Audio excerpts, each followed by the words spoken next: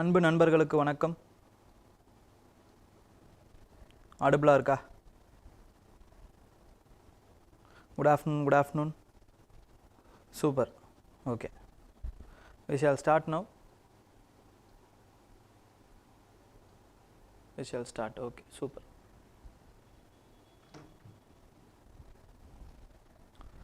So இன்னைக்கு நேற்று ஒரு சின்ன கரெக்ஷன் ஒன்று இருக்குது. என்ன அப்படின்னா, எவல்யூஷனில் நான் என்ன சொல்லியிருப்பேன்னா, எக்டோ பேராசைட்னா வந்து உள்ளே இருக்குது அப்படின்னு நான் சொல்லியிருப்பேன். உள்ளே இருக்காது, அந்த ப்ரேக்கு வெளியே இருக்கும், ஹோஸ்ட்டுக்கு வெளியே இருக்கும். ஓகேங்களா?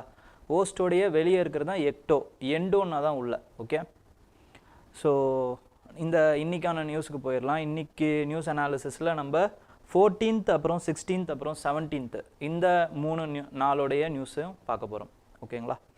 அப்போது ஃபஸ்ட்டு பார்த்தோம் அப்படின்னா, ஃபஸ்ட்டு இருக்கிறது வந்து it is with respect to வழக்கம் போல் வந்து polity and governance. Polity, governance, society ஒரு மாதிரி இன்டர்மிங்கிளிங்காக தான் இருக்கும். ஓகேங்களா? இந்த செக்ஷனை பொறுத்த வரைக்கும். ஸோ இந்த ஃபஸ்ட்டு இது என்ன அப்படின்னு பார்த்தீங்கன்னா, it is with respect to OYO, அதுக்கப்புறம் அதோடைய பாலிசிஸ். ஓகே, ஸோ ஓயோ அதோட பாலிசிஸ், நியூ பாலிசிஸில் என்ன சொல்லியிருக்காங்க அப்படின்னு பார்த்தீங்கன்னா, most of you would have been aware about their policy. என்னென்னா, இப்போ வந்து ப்ரைவசி பாலிசியில் யாரெல்லாம் வந்து மேரீடு கப்புள்ஸோ, ஓகேங்களா, அவங்களுக்கு மட்டும்தான் இனிமேல் வந்து ஓயோ அவங்களோட பார்ட்னர்டு ஹோட்டல்ஸ் அவங்களுக்கு அனுமதி இருக்குது அப்படிங்கிற மாதிரி சொல்லியிருக்காங்க. So these kinds of policies which is against the fundamental rights அப்படின்ட்டு வந்து இவங்க நினைக்கிறாங்க. இல்லைனா right to privacy of an individual, as an adult individual அப்படின்ட்டு வந்து இந்த ஆத்தர் நினைக்கிறாங்க. ஓகேங்களா? ஸோ இந்த ஆத்தரை பொறுத்த வரைக்கும் என்ன அப்படின்னு பார்த்தீங்கன்னா, 2-3 இம்பார்ட்டண்ட்டான கருத்து சொல்கிறாங்க. அது நமக்கு கொஞ்சம் பெர்ஸ்பெக்டிவாக, அதாவது வந்து எஸ்ஏக்கெலாம் இது யூஸ் ஆகும். இந்த மாதிரியான திங்கிங் வந்து எஸ்ஏக்கு யூஸ் ஆகும். ஸோ அதனால் இது நல்லா ஞாபகம் வச்சுக்கோங்க. ஸோ ஃபஸ்ட்டு நம்மளுக்கு ஃபண்டமெண்டல் ரைட்ஸ்னு இருக்குங்க. Fundamental rights which has been guaranteed under our constitution. Okay, so article 12 to article 12 to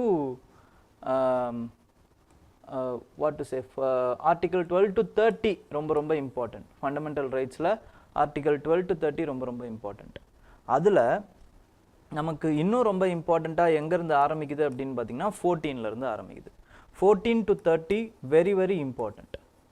all this emphasize what அப்படின்னு பார்த்தீங்கன்னா,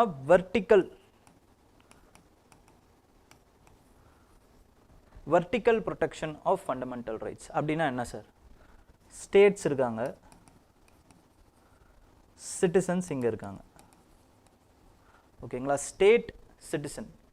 ஸ்டேட்டோடைய ஆக்ஷன், ஆர்பிட்ரி ஆக்ஷனில் இருந்து சிட்டிசன்ஸை காப்பாற்றுறது, வெர்டிக்கல் ப்ரொடெக்ஷன். ஓகேங்களா?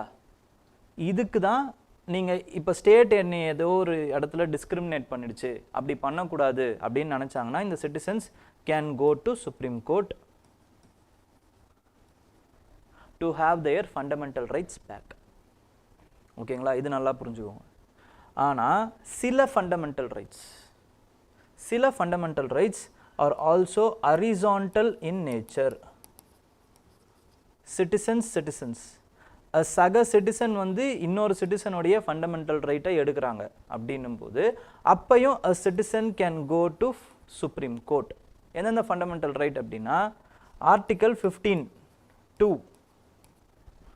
ஆர்டிக்கல் 17, ஆர்டிக்கல் 23 இதெல்லாம் சொல்கிறாங்க.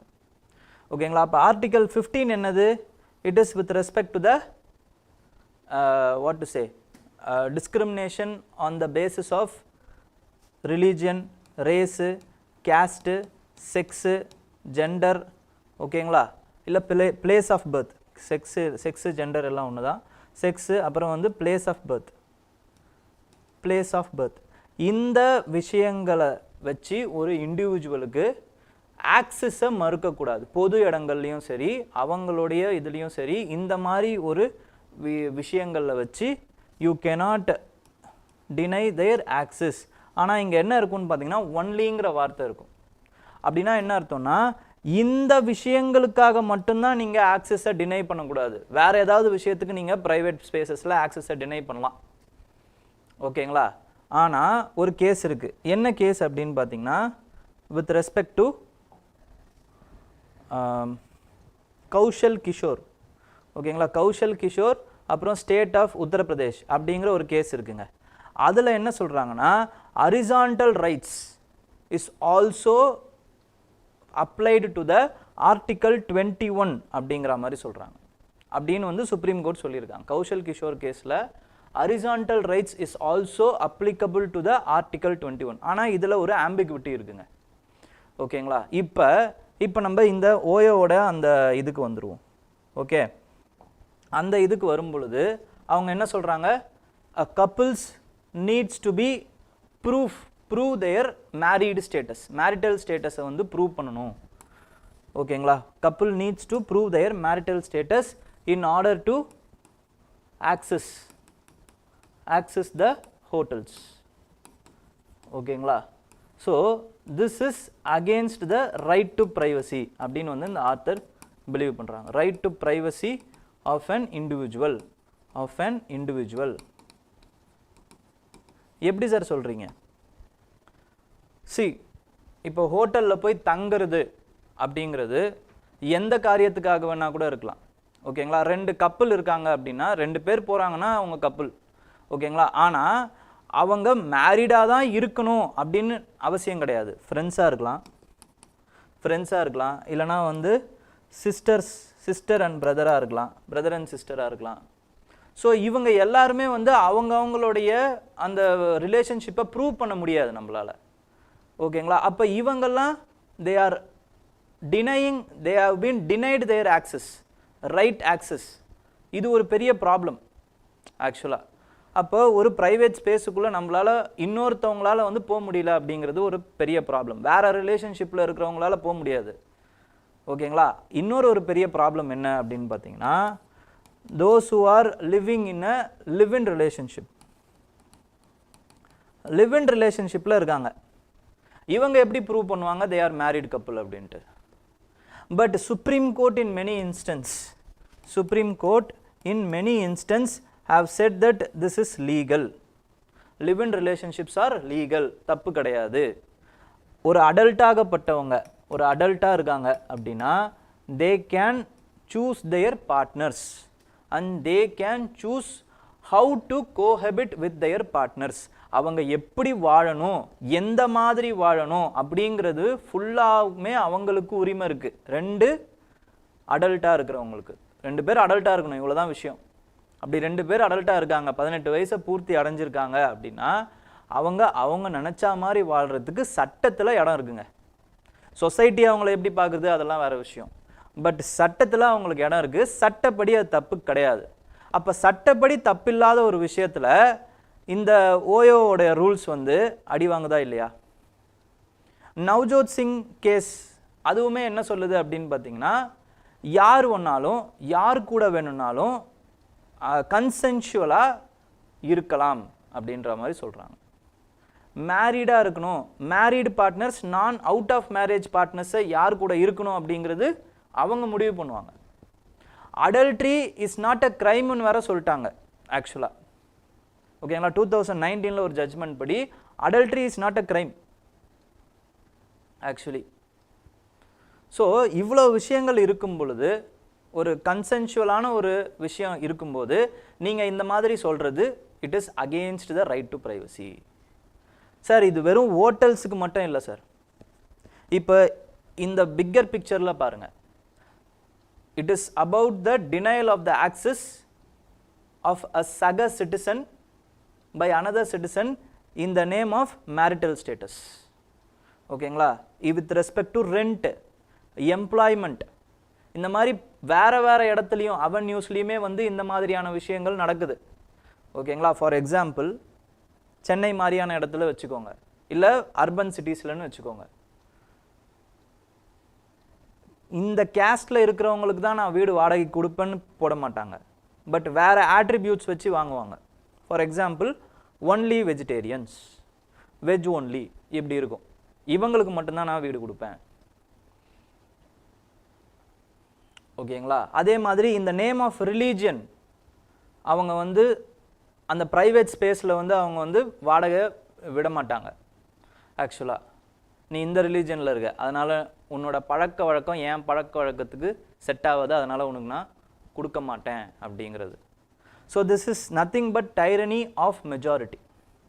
ஸோ இது எல்லாத்துக்குமே இந்த ப்ரைவேட் ஸ்பியரில் இருக்க அந்த ஹரிசான்டல் அந்த டிஸ்கிரிமினேஷன் எல்லாத்துக்குமே ஒரு காம்ப்ரிஹென்சிவான ஒரு லா தேவை, லீகல் பேக்கிங் தேவை அப்படிங்கிறது தான் இந்த ஆர்டிக்கிளோடைய ஒரு மையக்கருவாக இருக்குது. ஓகேங்களா? ஸோ நமக்கு என்ன தேவை அப்படின்னா, பட் இன்னொரு விஷயம் என்னன்னு பார்த்தீங்கன்னா, ஆர்டிக்கல் 15 படி ஓயோவுடைய அந்த பாலிசி வந்து கரெக்ட் தான், அதை வந்து நம்மளால் மீற முடியாது. பட் ஆர்டிக்கல் 21 இருக்குல்ல, அதுவும் வந்து ஹரிசான்டல் ரிசர்வேஷனுக்குள்ளே, ஹரிசான்டல் அந்த பார்ட்டிசிபேஷனுக்குள்ளே வருது. அப்படின்னும் போது அந்த கப்புள்ஸ் இந்த ஆர்டிக்கல் 21 எக்ஸசைஸ் பண்ண முடியுமா அப்படிங்கிறது இன்னும் ஒரு $1 million கேள்வியாக தான் இருக்குது. ஏன்னா there is ambiguity of this also. ஓகேங்களா? ஒரே ஒரு கேஸில் மட்டும் ஆர்டிக்கல் 21 ஹரிசான்டல் அந்த இதுவும் வந்து சேரும் அப்படின்னு சுப்ரீம் கோர்ட் சொல்லியிருக்கே தவிர மற்றபடி அது எப்படி என்ன ஏதுன்னு சொல்லலை. ஓகேங்களா? இவ்வளவு ஆம்பிகுவிட்டிஸ் இருக்குது. இதுக்கு ஒரு லீகல் இன்டர்வென்ஷன் தேவை அப்படிங்கிறது தான் முக்கியம். வெறும் இந்த மாதிரி ஹோட்டல்ஸுக்கு மட்டும் கிடையாது, இந்த பாலிசிஸ்க்கு மட்டும் கிடையாது, வேறு பாலிசிஸ் லைக் எம்ப்ளாய்மெண்ட்டில் டிஸ்கிரிமினேஷன் நடக்குது, அதுக்கப்புறமா வந்து அதுக்கப்புறமா வந்து ப்ரமோஷன்ஸில் ரிசர்வேஷன்ஸ் இது டிஸ்கிரிமினேஷன் நடக்குது, அதுக்கப்புறம் ரெண்ட்டில் ரிசர்வேஷன்ஸ் நடக்குது, இன்னும் ஏன் லேண்டில் ரிசர்வேஷன்ஸ் நடக்குது. இப்போ ஒருத்தவங்க வந்து லேண்டு வாங்க வராங்க, நான் உனக்கு கொடுக்க மாட்டேன் அப்படின்னு எதன் அடிப்படையில் சொல்கிறாங்கன்னா, அவங்க சில தாழ்த்தப்பட்ட அந்த பிரிவினராக சேர்ந்தவங்களாக இருக்காங்க, அப்போ நான் உனக்கு கொடுக்க மாட்டேன். இல்லை அவங்க ஒரு லேண்டை வாங்குறாங்கன்னு வச்சு, அவங்க ஒரு லேண்டை விற்கிறாங்க, அவங்களோட லேண்டை விற்கிறாங்கன்னா அது மற்ற மார்க்கெட் ரேட்டை விட கம்மியாக தான் இவங்க கோட் பண்ணுவாங்க. ஸோ இவ்வளவு டிஸ்கிரிமினேஷன்ஸ் இங்கே இருக்குது ஆக்சுவலி. ஓகேங்களா? அப்போ இது எல்லாத்துக்குமே இது எல்லாமே வந்து ஹரிசான்டல் டிஸ்கிரிமினேஷன்ஸ் தான். ஓகேங்களா? ஸோ இது எல்லாத்தையுமே நம்ம ஓவராலாக பார்த்து ஒரு லீகல் இன்டர்வென்ஷன் தேவை அப்படிங்கிறது இம்பார்ட்டண்ட்டாக தெரியுது. Okay, next is with respect to transforming mentalities redefining masculinity. ஓகேங்களா? ஸோ இதுவும் வந்து ஒரு பியூட்டிஃபுல்லான ஆர்டிக்கல் தான். With respect to international day of elimination of violence against women, இந்த மாதிரி ஒரு டே கொண்டாடிட்டு இருக்காங்க, எவ்வளோ பேருக்கு தெரியும்னு தெரில, பட் இது ஒரு இம்பார்ட்டண்டான டே தான். With respect to violence against women, November 25. இந்த ஒரு நாகரிகத்திலையும் வளர்ந்த சூழ்நிலையிலையும் ஜெண்டர் ஈக்குவாலிட்டி பேசிக்கிட்டு இருக்க இந்த சூழ்நிலையிலையும் still 1/3 of the women are subjugated. 1/3 of the women are subjugated with respect to the violence against men. ஓகேங்களா? violence against women. So men are subjugating the women. Sir இது எதனால் வருது அப்படின்னு பார்த்தீங்கன்னா, because of the way the men are brought up. the men mentality அப்படிங்கிற ஒரு இது இருக்குது, சைக்காலஜி. அதாவது அவங்க சின்ன வயசுலேருந்தே அவங்க எப்படி வந்து வளர்க்கப்படுறாங்கன்ற ஒரு விஷயம் இருக்குது. இப்போ ஒரு 2 பேர் இருக்காங்க, ஒரு மென் இருக்காங்க, ஒரு விமன் இருக்காங்க, அக்காவோ தங்கச்சியோ இருக்காங்க. ஓகேங்களா? அந்த மென்னை அந்த குடும்பம் எப்படி வந்து நடத்தும், அந்த விமனை அந்த குடும்பம் எப்படி நடத்தும் அப்படிங்கிறதுலேயே நிறைய டிஃப்ரென்ஸ் இருக்குது. அதுக்கப்புறம் அப்படியே விமன் அந்த அக்காவோ தங்கச்சியோ இல்லைன்னு கூட வச்சுக்கோங்க, அந்த அடல்ட் பார்ட்னர்ஸ் அவங்க அம்மாவை அந்த அப்பா எப்படி நடத்துகிறாரு அப்படிங்கிறத பார்த்து அந்த குழந்தை வளருது. ஓகேங்களா? the way the mother is treated by the father, not only by their father but by their mother-in-law, by their father-in-law, by their sister-in-law, எது வேணாலும் வச்சுக்கோங்க, அந்த மதரை அவங்க எப்படி ட்ரீட் பண்ணுறாங்க, அந்த ஃபாதர் ஃபிகர் எப்படி இருக்காங்க, இந்த மென்டாலிட்டியை பொறுத்து அந்த மென்னோட மென்டாலிட்டி மாறும் அப்படிங்கிறாங்க. ஓகேங்களா? ஸோ ஆம்பளை அப்படின்னா எப்படி இருக்கணும் அப்படிங்கிற அந்த ஒரு மென்டாலிட்டி சின்ன வயசுலேருந்தே இவங்களுக்கு கற்பிக்கப்படுது. எப்படி கற்பிக்கப்படுது? ஆம்பளைனா அழக்கூடாது, ஓகேங்களா, ஸ்ட்ராங்காக இருக்கணும், வீக்னஸை வெளியே காட்டினா அவன் ஆம்பளை கிடையாது. அப்போ ஸ்ட்ராங்காக இருக்கணும் அப்படின்னா என்ன அர்த்தம்னா, you have to enforce your force, your strength in the other partners. உன் கட்டுப்பாட்டுக்குள்ளே வச்சுக்கணும். ஸோ இந்த மாதிரி வந்து கற்பிதங்கள் இருக்குது பார்த்தீங்களா, இது எல்லாமே வந்து தவறுதலாக வந்து புரிந்து கொள்ளப்படுகிறது அந்த சின்ன பையனுக்கு. அப்போ அவங்க வளரும்போது என்ன ஆகுதுன்னு பார்த்தீங்கன்னா, he is thinking that equating some violence with respect to enforcing masculinity. இது பத்தாது அப்படின்னு எரியிற நெருப்பில் என்ன மாதிரி சில படங்கள் ஓகேங்களா, movies are enhancing this mentality, so called alpha male characters. ஓகேங்களா.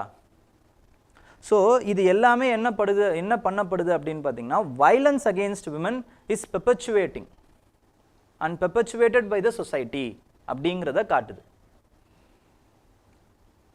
ஓகேங்களா. அப்போ நம்ம என்ன பண்ணணும் அப்படின்னா, there are some interventions, there are many interventions, especially by the UNESCO வந்து என்ன பண்ணுறாங்கன்னா, டிரான்ஸ்ஃபார்மிங் மென்டாலிட்டிஸ் அப்படின்ற சில இன்டர்வென்ஷன்ஸ் பண்ணுறாங்க. அந்த இன்டர்வென்ஷன்ஸ் படி நிறைய விஷயங்கள் மாறுதல்கள் ஏற்பட்டுக்கிட்டு இருக்கு அப்படிங்கிறத சொல்கிறாங்க. Transforming mentalities initiative, it is an initiative by UNESCO. இது ஒரு பிலிம்ஸுக்கான ஒரு இம்பார்ட்டண்ட்டான டாபிக். ஓகேங்களா. யுனெஸ்கோ இது பண்ண டிரான்ஸ்ஃபார்மிங் மென்டாலிட்டிஸ் இனிஷியேட்டிவ்.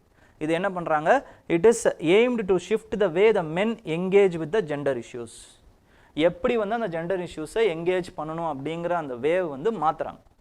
ஓகேங்களா. ஜெண்டர் ஈக்குவாலிட்டி சொசைட்டி, டிஸ்கிரிமினேஷன்லெஸ் சொசைட்டிக்கு கொண்டு போகிறதுக்கு இது உதவியாக இருக்கும் அப்படின்றத நினைக்கிறாங்க. யுனெஸ்கோவுடைய இது ஓகேங்களா, transforming mentalities initiative. Next another initiative is target 2030. ஓகேங்களா. Agenda 2030, which is to create an inclusive equal world. இதுவும் வந்து UNESCO in collaboration with International Centre for Research of Women. இவங்க ரெண்டு பேரும் சேர்ந்து தான் இந்த அஜெண்டா 2030 நடத்துகிறாங்க. there are some interventions by them. இந்தியாலையும் இதை செயல்பட்டுக்கிட்டு இருக்காங்க. some interventions, namely there are மர்தன் வாலி பட் a man's thing-ஆக இருக்கட்டும், இல்லைனா வந்து ஜெண்டர் ஈக்விட்டி மூமெண்ட் இன் ஸ்கூல்ஸாக இருக்கட்டும், இந்த மாதிரியான விஷயங்கள். அதுக்கப்புறமா வந்து there are another important things like தேக்காரா, கேரிங் ஃபார் ஈச் அதர், ஹமாரி ஷாதி, அவர் மேரேஜ். இது எல்லாத்துலேயுமே அவங்க என்ன பண்ணுறாங்க அப்படின்னு பார்த்தீங்கன்னா, இது வரைக்கும் மென் மேஸ்குலானிட்டி அப்படின்னு நினச்சது எதுவுமே மேஸ்குலானிட்டி கிடையாது. ஓகேங்களா. யூ ஹாவ் டு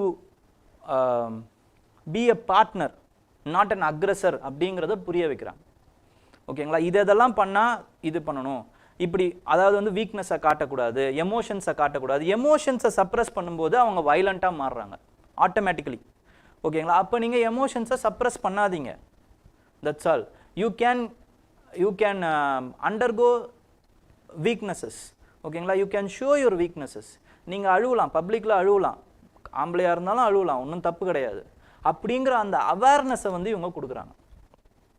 அதே மாதிரி இந்த ரோல், ஜெண்டர் ரோல்ஸ்ன்னு இருக்குது பார்த்தீங்களா, இதெல்லாம் தப்பு. நீங்களும் உங்களோட பார்ட்னர் கூட சேர்ந்து சில வேலைகளை செய்யணும். சமைக்கலாம், தப்பு கிடையாது. துணி துவைக்கலாம், தப்பு கிடையாது. இதெல்லாம் வந்து வெறும் விமனுக்கான வேலை தான் அப்படின்றது எதுவும் கிடையாது. விமனும் வெளில போயிட்டு வேலை செய்யலாம், அதுவும் தப்பு கிடையாது. ஓகேங்களா. ஸோ இந்த இன்டர்வென்ஷன்ஸை வந்து என்ன பண்ணுறாங்கன்னா, ஏர்லி சைல்டுஹுட்லேருந்து கொண்டு வராங்க. அப்படி கொண்டு வரும் பொழுது அவங்களுக்கு அப்போ இந்த வைலன்ஸ்லாம் பண்ணுறது தப்பு. ஓகேங்களா. ஏன்னா this is against the bodily autonomy, integrity and dignity of a women. ஓகேங்களா. இது ஏதோ வந்து we are not in the olden ages. ஓகேங்களா. இந்த ஏன்ஷியன்ட் இந்தியாவிலலாம் நம்ம வாழலை. ஓகேங்களா. அதில் நம்மளுக்கு வந்து வி ஹாவ் சாங்ஷன்ஸ். ஓகேங்களா. ஃபார் எக்ஸாம்பிள் நாரத ஸ்மிருதி என்ன சொல்லுது அப்படின்னு பார்த்தீங்கன்னா, they are giving permission to men to beat அது விமன். ஓகேங்களா. So it is reinforcing. But அந்த இதில் வரல. நம்ம வந்து we are under the constitution free will of India. ஓகேங்களா. இண்டிபெண்ட் இந்தியாவில் வாழ்ந்துகிட்டு இருக்கோம், 21st சென்ச்சுரியில் வாழ்ந்துட்டு இருக்கோம். Still we cannot enforce those olden mentalities. ஓகேங்களா. அப்போ சொசைட்டியாக நம்ம சேஞ்ச் பண்ணணும். சொசைட்டியாக, ஒட்டுமொத்த சொசைட்டியாக வி ஹாவ் டு சேஞ்ச். ஓகேங்களா.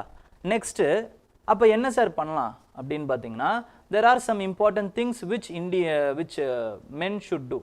அதாவது வந்து பாய்ஸோடைய பாசிட்டிவ் ரோல்ஸ் அப்படின்னு எடுத்துக்கிட்டிங்கன்னா இம்பார்ட்டன்ஸ் ஆஃப் ரோல் மாடல்ஸ். இப்போ ஒரு ரோல் மாடல்னு ஒருத்தவங்க இருக்காங்க. ஃபார் எக்ஸாம்பிள் ஏதோ ஒரு கிரிக்கெட்டர் அவர் வந்து பெட்டர்னிட்டி லீவ் எடுத்துக்கிறாரு. ஃபார் எக்ஸாம்பிள் ரோஹித் சர்மா இருக்கார். அவர் வந்து என்ன பண்ணார், ஃபஸ்ட்டு டெஸ்ட்டை மிஸ் பண்ணிவிட்டு அவங்க குழந்தை பிறந்ததுக்கப்புறமா கொஞ்ச நாள் இருந்துட்டு வந்தார். பெட்டர்னிட்டி லீவ் அது. ஓகேங்களா. இந்த மாதிரியான விஷயங்கள் என்ன பண்ணணும்னு பார்த்தீங்கன்னா சொசைட்டியில் சில மாற்றங்களை உண்டு பண்ணும். அதாவது குழந்தை பார்த்துக்கிறது, குழந்தை வளர்ப்பு, it is not only equated to the women, it is also equated to men.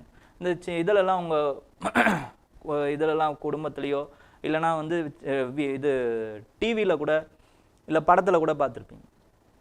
ஏதோ ஒரு குழந்தை வந்து தப்பு பண்ணுது அப்படின்னா அப்பா வந்து என்ன பண்ணுவார்னா அம்மாவை என்னடி பிள்ளைய வளர்த்துருக்க அப்படின்னு கேட்பார்.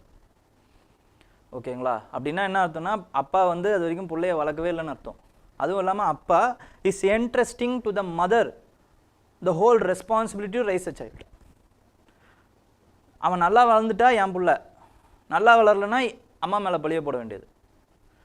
So this is how societies. அப்போ குழந்தை வளர்ப்பு, குழந்தைய பார்த்துக்கிறது, it is not only with respect to women, it is also equally shared by the burden, the responsibility, the joy is also shared by the men அப்படிங்கிறது தான் important. ஓகேங்களா. அப்போ role model based அந்த மாடல் நம்ம embrace பண்ணணும் அப்படிங்கிறத சொல்கிறாங்க. Next வந்து ரீடிஃபைனிங் வாட் மென் மீன்ஸ். ஓகேங்களா. என்ன மென்னுனா என்ன அப்படிங்கிறத ரீடிஃபைன் பண்ணணும் சொசைட்டியாக சேர்ந்து. அதே மாதிரி டாக்ஸிக் ஐடியாஸ் ஆஃப் மேன்ஹுட் இப்படி இருந்தால் தான் இருக்குது, நம்ம மிடிவல்லையோ ஏன்ஷியன்ட்லையோ இல்லை. ஓகேங்களா. அப்போ தான் இதெல்லாம் தேவைப்படுது, இப்போ இதெல்லாம் தேவை கிடையாது. ஓகேங்களா. Toxic ideas of manhood should be reconsidered and discarded in the society. ஓகேங்களா. ஸோ இதெல்லாம் பண்ணால் மட்டும்தான் men can play a positive transformative part in building a more equitable society. ஓகேங்களா. ஈக்குவிட்டபிள் சொசைட்டியை கட்டி எழுப்புறதுக்கு men can be a positive game changer. ஓகேங்களா. Next ஒரு MCQ பார்த்துருவோம். ஓகேங்களா. சும்மா இதிலிருந்து ஒரு அடிப்படையில் ஒரு எம்சிக்யூ. ஸோ என் கூட சேர்ந்து நீங்களும் வந்து பார்ட்டிசிபேட் பண்ணுங்கள். ஓகேங்களா. What is the primary objective of transforming mentality initiative? இது எந்த ஆர்கனைசேஷன் வெளிப்படுத்துகிற இனிஷியேட்டிவ்? யுனெஸ்கோ உடைய இனிஷியேட்டிவ். நல்லா ஞாபகம் வச்சுக்கோங்க. அப்போ டிரான்ஸ்ஃபார்மிங் மென்டாலிட்டி இனிஷியேட்டிவ் உடைய பிரைமரி அப்ஜெக்டிவ் என்ன அப்படிங்கிறத நம்ம கேட்குறோம். Okay. To enhance education policies in gender studies, to engage men as a active participant in social transformation and gender equality, to conduct research on masculinity and femininity stereotypes, to address gender disparities in employment sectors. இதில் எது வராது அப்படின்னு பார்த்தீங்கன்னா எதெல்லாம் ஸ்பெசிஃபிக்காக இருக்கோ அதெல்லாம் தூக்கிடுங்க. ஓகேங்களா. இதெல்லாம் ஸ்பெசிஃபிக்காக இருக்குது. ஜென்ரல் எம்ப்ளாய்மெண்ட் செக்டாரில் மட்டும் சொல்கிறாங்க. அதுக்கப்புறமா வந்து ஸ்டீரியோடைப்ஸ், மேஸ்குலானிட்டி, ஃபெமினிட்டிலாம் வரவே இல்லை. ஓகேங்களா. நம்ம படித்ததில் அப்போ எது வரும் அப்படின்னு பார்த்தீங்கன்னா இதுவும் எஜுகேஷன் பாலிசிஸ்னு வருது. இதுவும் கிடையாது. டிரான்ஸ்ஃபார்மிங் மென்டாலிட்டிஸ், மென்னுடைய அந்த மென்டாலிட்டி எல்லாத்தையும் மாற்றணும். அப்போ என்ன பண்ணுறது? To engage men as an active participant in social transformation. B is the answer. Okay. Next is with respect to infrastructures in schools. அதில் பொறுத்த வரைக்கும் பார்த்தீங்கன்னா more than 80% of the schools in India are equipped with என்ன schools அப்படின்னா government schools. அதுதான் ரொம்ப important. Infrastructure இந்த government ஸ்கூல்ஸையும் அதுக்கப்புறம் ப்ரைவேட் ஸ்கூலோடைய இன்ஃப்ராஸ்ட்ரக்சரையும் அவங்க வந்து கம்பேர் பண்ணுறாங்க ஆக்சுவலி. அப்போ கம்பேர் பண்ணும்போது 2004-2024 எப்படி இருக்குது, 20 வருஷத்தில் என்னென்னலாம் மாறி இருக்குது அப்படின்னு பார்க்கும்போது ரொம்பவே நிறைய மாறி இருக்குது. இன்ஃபேக்ட் கவர்மெண்ட் ஸ்கூல்ஸ் வந்து ப்ரைவேட் ஸ்கூல்ஸோட இன்ஃப்ராஸ்ட்ரக்சரை அவங்க வந்து மேட்ச் பண்ணுற மாதிரி வளர்ந்துருக்காங்க. எல்லா ஸ்டேட்ஸ்லையுமே across the states they have grown அப்படிங்கிறத நமக்கு காட்டுது. ஓகேங்களா. அப்போ என்னென்ன இன்ஃப்ராஸ்ட்ரக்சர் அப்படின்னா எலக்ட்ரிசிட்டியாக இருக்கட்டும். ஓகேங்களா. எலக்ட்ரிசிட்டி, அதுக்கப்புறமா வந்து ramp, toilets, hand wash, libraries, இது எல்லாமே வந்து வளர்ந்துருக்கு வித் ரெஸ்பெக்ட் டு இன்ஃப்ராஸ்ட்ரக்சர் அப்படிங்கிறது நமக்கு தெரியுது. ஓகேங்களா. அப்போ கம்பேர்டு டு 2013-14 நம்ம பார்க்கும்போது எலக்ட்ரிசிட்டி, ஃபங்க்ஷனல் எலக்ட்ரிசிட்டி அதுவும் ரொம்ப முக்கியம். வெறும் எலக்ட்ரிசிட்டி, வெறும் சாக்கெட்டு, அப்புறமா வந்து லைட்டை மட்டும் போட்டு போயிடக்கூடாது. அதுக்கு ஆன் பண்ணுறதுக்கு எலக்ட்ரிசிட்டி தேவை. இப்போ ஃபங்க்ஷனல் எலக்ட்ரிசிட்டி எவ்வளோ வளர்ந்துருக்கு அப்படின்னா 90% கிட்டத்தட்ட வளர்ந்துருக்கு. அதே மாதிரி கம்ப்யூட்டரோடைய அவைலபிலிட்டி பார்த்தீங்க அப்படின்னா ட்ரிப்பிள்டு 15%லேருந்து 51% ஆயிருக்கு. இது இன்னும் கம்மி தான், பட் 13ல் கம்பேர் பண்ணும்போது இப்போ ரொம்ப ஆக்கியிருக்காங்க. ஓகேங்களா? அதே மாதிரி with when it is compared with the rural and urban schools, அப்படி பார்க்கும்போது இன்ஃப்ராஸ்ட்ரக்சர் ஃபெசிலிட்டிஸ் வித்தின் கவர்மெண்ட் ஸ்கூல்ஸ்லேயே ரூரல் அண்ட் அர்பன் ஸ்கூல்ஸ்ன்னு பார்க்கும்போது the infrastructure facility has been almost equal. எதில் ரொம்ப கம்மியாக இருக்குது சார் அப்படின்னா it is with respect to the அந்த லைப்ரரி, ட்ரிங்கிங் வாட்டர் இதிலெல்லாம் அதிகமாக இருக்குது. ஆனால் அந்த கம்ப்யூட்டர் அவைலபிலிட்டி, அப்புறமா வந்து இன்டர்நெட் கனெக்டிவிட்டி, இதிலெல்லாம் அவங்க கொஞ்சம் ரூரல் ஸ்கூல்ஸ் வந்து கொஞ்சம் பின்தங்கி இருக்கு அப்படிங்கிறத சொல்கிறாங்க. ஓகேங்களா? ஆனால் ஒரு விஷயத்தில் வந்து government schools is more far ahead than the private schools. அது என்ன சார் அப்படின்னா it is nothing but with respect to the equipment of ரேம்ப்லாம் வந்து வைக்கிறதுல government schools has playing very important role than the private school. அப்போ அந்த equity இருக்குல்ல, ஓகேங்களா, அந்த accessibility of the persons with disability, அதில் ப்ரைவேட் ஸ்கூல்ஸ் விட கவர்மெண்ட் ஸ்கூல்ஸ் ஒரு படி மேலே இருக்காங்க. இந்த ஈக்வாலிட்டி, இந்த ஈக்விட்டி ஃபேக்டரில் தான் வந்து நம்ம என்ன பண்ணணும் அப்படின்னா ப்ரைவேட் இண்டிவிஜுவல்ஸை தாண்டி கவர்மெண்ட்டுக்கு நிறைய அந்த பொறுப்பு இருக்கிறத உணர்ந்து செயல்படுறாங்க அப்படிங்கிறத நம்ம பார்க்க முடியும். ஓகேங்களா? ஏன்னா ப்ரைவேட் இண்டிவிஜுவல்ஸுக்கு they don't have to, but எல்லாருக்கும் படிப்பு வேணும், எல்லாரும் இன்க்ளூசிவாக வளரணும் அப்படிங்கிற அந்த moral responsibility is there for government. ப்ரைவேட்டுக்கு அது இருக்காது. ஏன்னா அவங்களுடைய நோக்கம் எல்லாமே வந்து வித் ரெஸ்பெக்ட் டு லாபம், ப்ராஃபிட்டில் தான் இருக்கும் ப்ரைவேட் இண்டிவிஜுவல்ஸ்க்கு. ஓகேங்களா? Next is with respect to corrupt public servants will escape if court harp on the technicalities அப்படிங்கிறத பார்க்குறாங்க. இது வந்து ஒரு நல்ல example for what to say in your எத்திக்ஸுக்கு நல்ல ஒரு எக்ஸாம்பிள். ஓகேங்களா? இப்போ ஒரு விஷயம் வருது, நீங்கள் வந்து ஒரு ஜட்ஜாக இருக்கீங்க, ஒரு பப்ளிக் சர்வெண்ட் அப்படின்னும் போது சிவில் சர்வெண்ட்டுக்கும் பப்ளிக் சர்வெண்ட்டுக்கும் ஒரு வித்தியாசம் இருக்குது. யாரெல்லாம் வந்து பப்ளிக்குக்காக சர்வ் பண்ணுறாங்களோ அவங்க எல்லாருமே பப்ளிக் சர்வெண்ட் தான், இன்க்ளூடிங் எம்எல்ஏஸ், எம்பிஸ், அதுக்கப்புறமா வந்து கவர்மெண்ட் அஃபீஷியல்ஸ், சிவில் சர்வன்ட்ஸ். ஓகேங்களா? கவர்மெண்ட் அஃபீஷியல்ஸ்னால் வந்து கவர்மெண்ட்டுக்காக ஒர்க் பண்ணுறவங்கலேருந்து சிஎம்லேருந்து பிஎம்லேருந்து பிரசிடெண்ட்லேருந்து எல்லாருமே பப்ளிக் சர்வெண்ட் தான். ஓகேங்களா? அப்போ யார் கரப்ஷன் பண்ணாலுமே அவங்கள நம்ம கேள்வி கேட்கணும். ஓகேங்களா? இது ஒரு சைடில் இருக்கட்டும். இப்போ ஏதோ ஒரு பப்ளிக் சர்வெண்ட் ஆஸ் கரப்டட், ஓகேங்களா, கரப்ஷன் பண்ணியிருக்காருங்கிறது ப்ரூவ் ஆயிடுச்சு.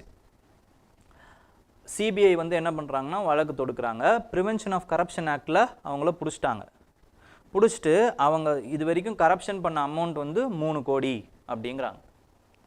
ஓகேங்களா?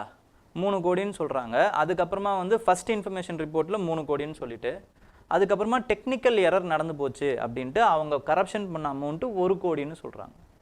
கரப்ஷன் பண்ணியிருக்காங்க பட் அமௌண்ட்டை கம்மியாக சொல்கிறாங்க. இப்போ there is a false representation அப்படின்னு என்ன பண்ணுறாங்க அப்படின்னு பார்த்தீங்கன்னா இவங்க கரப்ஷன் பண்ணுறது ப்ரூவ் ஆகி இவங்களுக்கு தண்டனையும் கொடுத்துட்றாங்க. ஓகேங்களா? தண்டனையும் கொடுத்துட்றாங்க. அப்போ அந்த தண்டனைக்கு மேல்முறையீடு போகிறாங்க. எப்படி போகிறாங்கன்னா தப்பாக வந்து போட்டிருக்காங்க பாருங்கள், நாங்கள் கரப்ஷன் பண்ணது 3 கோடின்னு சொல்லிட்டாங்க, 1 கோடி தான் பண்ணியிருக்கோம், அப்போ எங்களை இந்த கேஸ்லேருந்து இந்த டெக்னிக்காலிட்டியிலேருந்து நீங்கள் டெக்னிக்கல் டீட்டெயில் தப்பாக கொடுத்துருக்கிறதுனால நீங்கள் எங்களை விடுவிக்கணும், அக்யூட்டல் பண்ணணும் அப்படிங்கிறது இவங்களோட வாதமாக இருந்திருக்கு. அப்போ இதுக்கு தான் வந்து கடுப்பான ஜட்ஜு என்ன பண்ணியிருக்காரு அப்படின்னு பார்த்தீங்கன்னா இந்த மாதிரி டெக்னிக்கல்லாம் வச்சுக்கிட்டு இருந்தீங்க அப்படின்னா எந்த பப்ளிக் சர்வெண்ட்டுமே வந்து அதுக்கப்புறம் தப்பு பண்ணுற எந்த பப்ளிக் சர்வெண்ட்டுமே தண்டனையை அனுபவிக்க முடியாது, டிட்டரண்ட் மற்ற இதுக்கு கிடைக்காது, டெக்னிக்கல் டீட்டெயில்ஸை வச்சு மட்டும் நீங்கள் வெளியே போகக்கூடாது, it will be a wrong president அப்படின்ட்டு என்ன பண்ணுறாருன்னா அந்த தண்டனையை நிறுத்தாமல் அக்விட்டல் பண்ணாமல் அந்த தண்டனையை கொடுத்துட்றாரு. பெரிய தண்டனைலாம் ஒன்றும் இல்லை, 1 வருஷம் உள்ளே இருக்கணும், 1 லட்ச ரூபா ஃபைன், அவ்வளோதான். ஓகேங்களா? அதுக்கு இந்த அழுகை. Okay,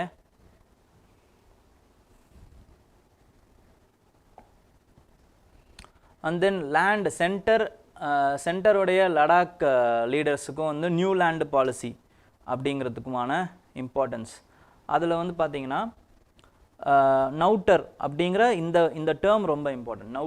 நவுட்டர்னா it is the practice of cultivating wasteland.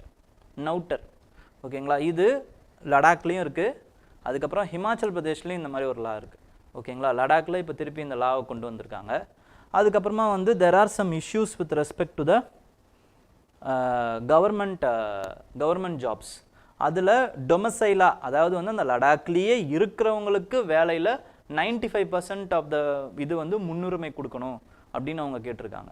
அப்போ டொமசைல் ஸ்டேட்டஸ்னால் என்ன அப்படின்னா, கவர்மெண்ட் டிஃபைன் பண்ணுறாங்க 15 வருஷம் யார் வந்து அந்த லடாக்லேயே இருக்காங்களோ அவங்களாம் டொமசைல். பட் அவங்க என்ன கேட்குறாங்கன்னா 15 வருஷத்துலேருந்து 20 வருஷமாக மாற்றி கொடுங்க அப்படிங்கிற சில விஷயங்கள் கேட்குறாங்க. இது மட்டும்தான் லடாக்கில் இஷ்யூவானா, இந்த 2 இஷ்யூ கவர்மெண்ட் ஜாப்ஸ் வந்து டொமசைல் ஸ்டேட்டஸ் இதில் இருக்கிறவங்களுக்கே வேணும். அதுக்கப்புறமா வந்து இந்த வேஸ்ட்லேண்ட் கல்டிவேஷன், இந்த விஷயங்கள் அவங்க வந்து கேட்டிருக்காங்க. தேர்டு வந்து என்ன அப்படின்னு பார்த்தீங்கன்னா, with respect to 6th schedule, லடாக்கையும் வந்து 6th ஷெட்யூலில் சேருங்க அப்படின்னு கேட்குறாங்க. 4th இம்பார்ட்டன்ட் டிமாண்ட் வந்து லடாக்குக்கு வந்து ஒரு தனி ஸ்டேட்ஹுட் ஸ்டேட்டஸை கொடுங்க, வித் ஸ்டேட் லெஜிஸ்லேச்சர் ஸ்டேட்ஹுட் ஸ்டேட்டஸை லடாக்குக்கு கொடுங்க அப்படின்னு 4th இஷ்யூ கேட்குறாங்க ஓகேங்களா. இவ்வளோ இஷ்யூஸ் வந்து லடாக்கில் இருக்குது. அதுக்கப்புறம் 5th இஷ்யூ என்ன அப்படின்னு பார்த்தீங்கன்னா, மொழி. லடாக்குடைய அந்த ஸ்டேட் லாங்குவேஜ் என்ன அப்படின்னா உருது, அதுக்கப்புறமா வந்து போத்தி அப்படிங்கிற ஒரு மொழி ஓகேங்களா. போத்தி அவங்க என்ன பண்ணுறாங்கன்னா இன்னும் சில மொழிகள் லைக் புர்கி, இந்த மொழிகளுக்குமே வந்து அங்கீகாரம் வேணும் அப்படின்றத கேட்குறாங்க. அப்போ இதிலேருந்து என்ன கேள்விகள் வரும்னா, போத்தி, புர்கி இதெல்லாம் என்னன்னு கேட்பாங்க ஓகேங்களா. Languages of Ladakh, tribes of Ladakh, இப்படி ஒரு 4 ஸ்டேட்மெண்ட் கொடுப்பாங்க ஓகேங்களா. லாங்குவேஜஸ், ட்ரைப்ஸு, அதுக்கப்புறமா வந்து ஸ்பீசிஸ் இன் லடாக் ஓகே, அதுக்கப்புறமா வந்து பிளேசஸ் இன் லடாக், இப்படி 4 ஸ்டேட்மெண்ட் கொடுத்து ஏதுன்னு கேட்பாங்க. இவ்வளோதான். அப்போ இது லாங்குவேஜ்னு தெரிஞ்சு வச்சுக்கோங்க okay. Then with respect to environment, நேற்று ஒருத்தவங்க வந்து கேட்டிருந்தாங்க ஓகேங்களா. Horizontal with respect to climatic whiplash, அது என்ன அப்படின்னா வந்து ஹைட்ரோக்ளிமேட்டிக் விம்ப்ளாஷ்னா என்ன அப்படின்னு கேட்டிருந்தாங்க. அதுக்கப்புறமா வந்து அதை வந்து தேடி பார்க்கும்போது there is another term which is called as Santa Ana winds அப்படிங்கிற இந்த டேர்மையும் நான் வந்து பார்த்தேன். அப்போ these 2 important terms are related with the California wildfire ஓகேங்களா. கலிஃபோர்னியா வைல்டுஃபயரில் இது வந்து இம்பார்ட்டண்ட்டான டேர்ம்ஸாக இருக்குது. அப்போ இது 2த்தையும் நம்ம பார்க்கணும், இது 2த்தையும் நம்ம படிக்கணும். ஏன்னா இந்த மாதிரியான டேர்ம்ஸ் வந்து யூபிஎஸ்சியில் கேட்குறதுக்கு ரொம்பவே வாய்ப்புகள் இருக்குது ஓகேங்களா. அப்போ சாண்டா அனா விண்ட்ஸ்னால் என்னங்கிறத பாருங்கள். இது வந்து ஒரு லோக்கல் விண்டுங்க. சாண்டா அனா விண்டுங்கிறது ஒரு லோக்கல் விண்டு. இது எதுலேருந்து வருது, எங்கேருந்து வருது அப்படின்னா, கிரேட் பேசின் அப்படின்னு சொல்லப்படக்கூடிய அந்த டெசர்ட் ஏரியா, உட்டா, அதுக்கப்புறமா வந்து நவேடா, இதில் டெசர்ட்ஸ் இருக்குது. இந்த டெசர்ட்ஸில் வந்து ஹை ப்ரெஷர் கிரியேட் ஆகுது. அதுக்கப்புறம் எங்கே லோ ப்ரெஷர் கிரியேட் ஆகும் அப்படின்னு பார்த்தீங்கன்னா, எங்கேயோ ஒரு இடத்துல லோ ப்ரெஷர் கிரியேட் ஆகுது, அங்கே ஹை ப்ரெஷர் கிரியேட் ஆகுது. எந்த இடத்துல லோ ப்ரெஷர் கிரியேட் ஆகுது? இன் கலிஃபோர்னியாவுடைய சவுத் கலிஃபோர்னியாவில் இன்னும் குறிப்பாக சொல்லணும்னா the low pressure has been created. அப்போ அந்த டெசர்ட்லேருந்து வரக்கூடிய விண்டு என்ன பண்ணுது அப்படின்னு பார்த்தீங்கன்னா, it is compressed with the அந்த ஹேண்டிஸ் மவுண்டனுடைய கம்ப்ரெஷனில் இன்னும் வருது. அப்போ ரொம்ப ஹாட் விண்டாக வந்து வருது, இப்போ ஹாட் விண்டாக வரும் பொழுது என்ன ஆகுது அப்படின்னு பார்த்தீங்கன்னா, when there is a prevailing dry condition, ஆட்டமில் வந்து ட்ரை கண்டிஷன் வந்து ப்ரிவைல் ஆகும்போது a small spark is needed. When there is a small spark, the wildfire catches up. ஓகேங்களா. அந்த வைல்டு ஃபயரை எரியிற நெருப்பில் என்னன்னுவாங்கள்ல, அதே மாதிரி இதில் என்னன்னு பார்த்தீங்கன்னா, எரியிற நெருப்பில் எரியிற அந்த விண்டு வருது, அவ்வளோதான் ஓகேங்களா. Hot wind, this hot wind is called as dry and hot wind. இதுதான் வந்து Santa Ana winds. It is coming from the Nevada desert, Nevada Utah desert, great பேசின்னு சொல்லுவாங்க, அங்கேருந்து டு கலிஃபோர்னியா. அங்கே ஹை ப்ரெஷர், கலிஃபோர்னியாவில் லோ ப்ரெஷர். எப்பயுமே வந்து high ப்ரெஷர்லேருந்து low ப்ரெஷருக்கு தான் விண்டு வரும். ஓகேங்களா? அப்போ தான் வந்து அந்த விண்டு வரும்போது ப்ரெஷர் ஈக்குவேட் ஆகும். ஓகே, ஸோ இது ரொம்ப இம்பார்ட்டண்ட். இந்த சாண்டா அனா அப்படிங்கிற அந்த விண்டு வந்து ரொம்ப important. Okay, next with respect to hydroclimatic விம்ப்ளாஷ்.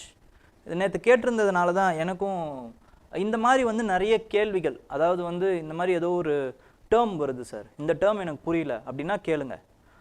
Next எப்பப்பெல்லாம் கிளாஸஸ் வருதோ அப்போல்லாம் வந்து இதை பற்றி நானும் வந்து ரிசர்ச் பண்ணி உங்களுக்கு கிளாஸஸ் எடுக்கிறேன். ஓகேங்களா? காம்ப்ரிஹென்சிவாக இருக்கும். ஓகே, நமக்கு உங்ககிட்டேருந்து நானும் தெரிஞ்சுக்கிட்ட மாதிரி இருக்கும், என்கிட்டேருந்து இன்னும் கொஞ்சம் நீங்கள் தெரிஞ்சுக்கிட்ட மாதிரி இருக்கும். ஓகேங்களா? அப்போ ஹைட்ரோக்ளைமேட்டிக் விம்ப்ளாஷ். இப்போ விம்ப்ளாஷ் அப்படின்னா என்னங்கிறத பார்ப்போம். விம்ப்ளாஷ் அப்படிங்கிறது the sudden movement of the neck, அதுதான் விம்ப்ளாஷ்.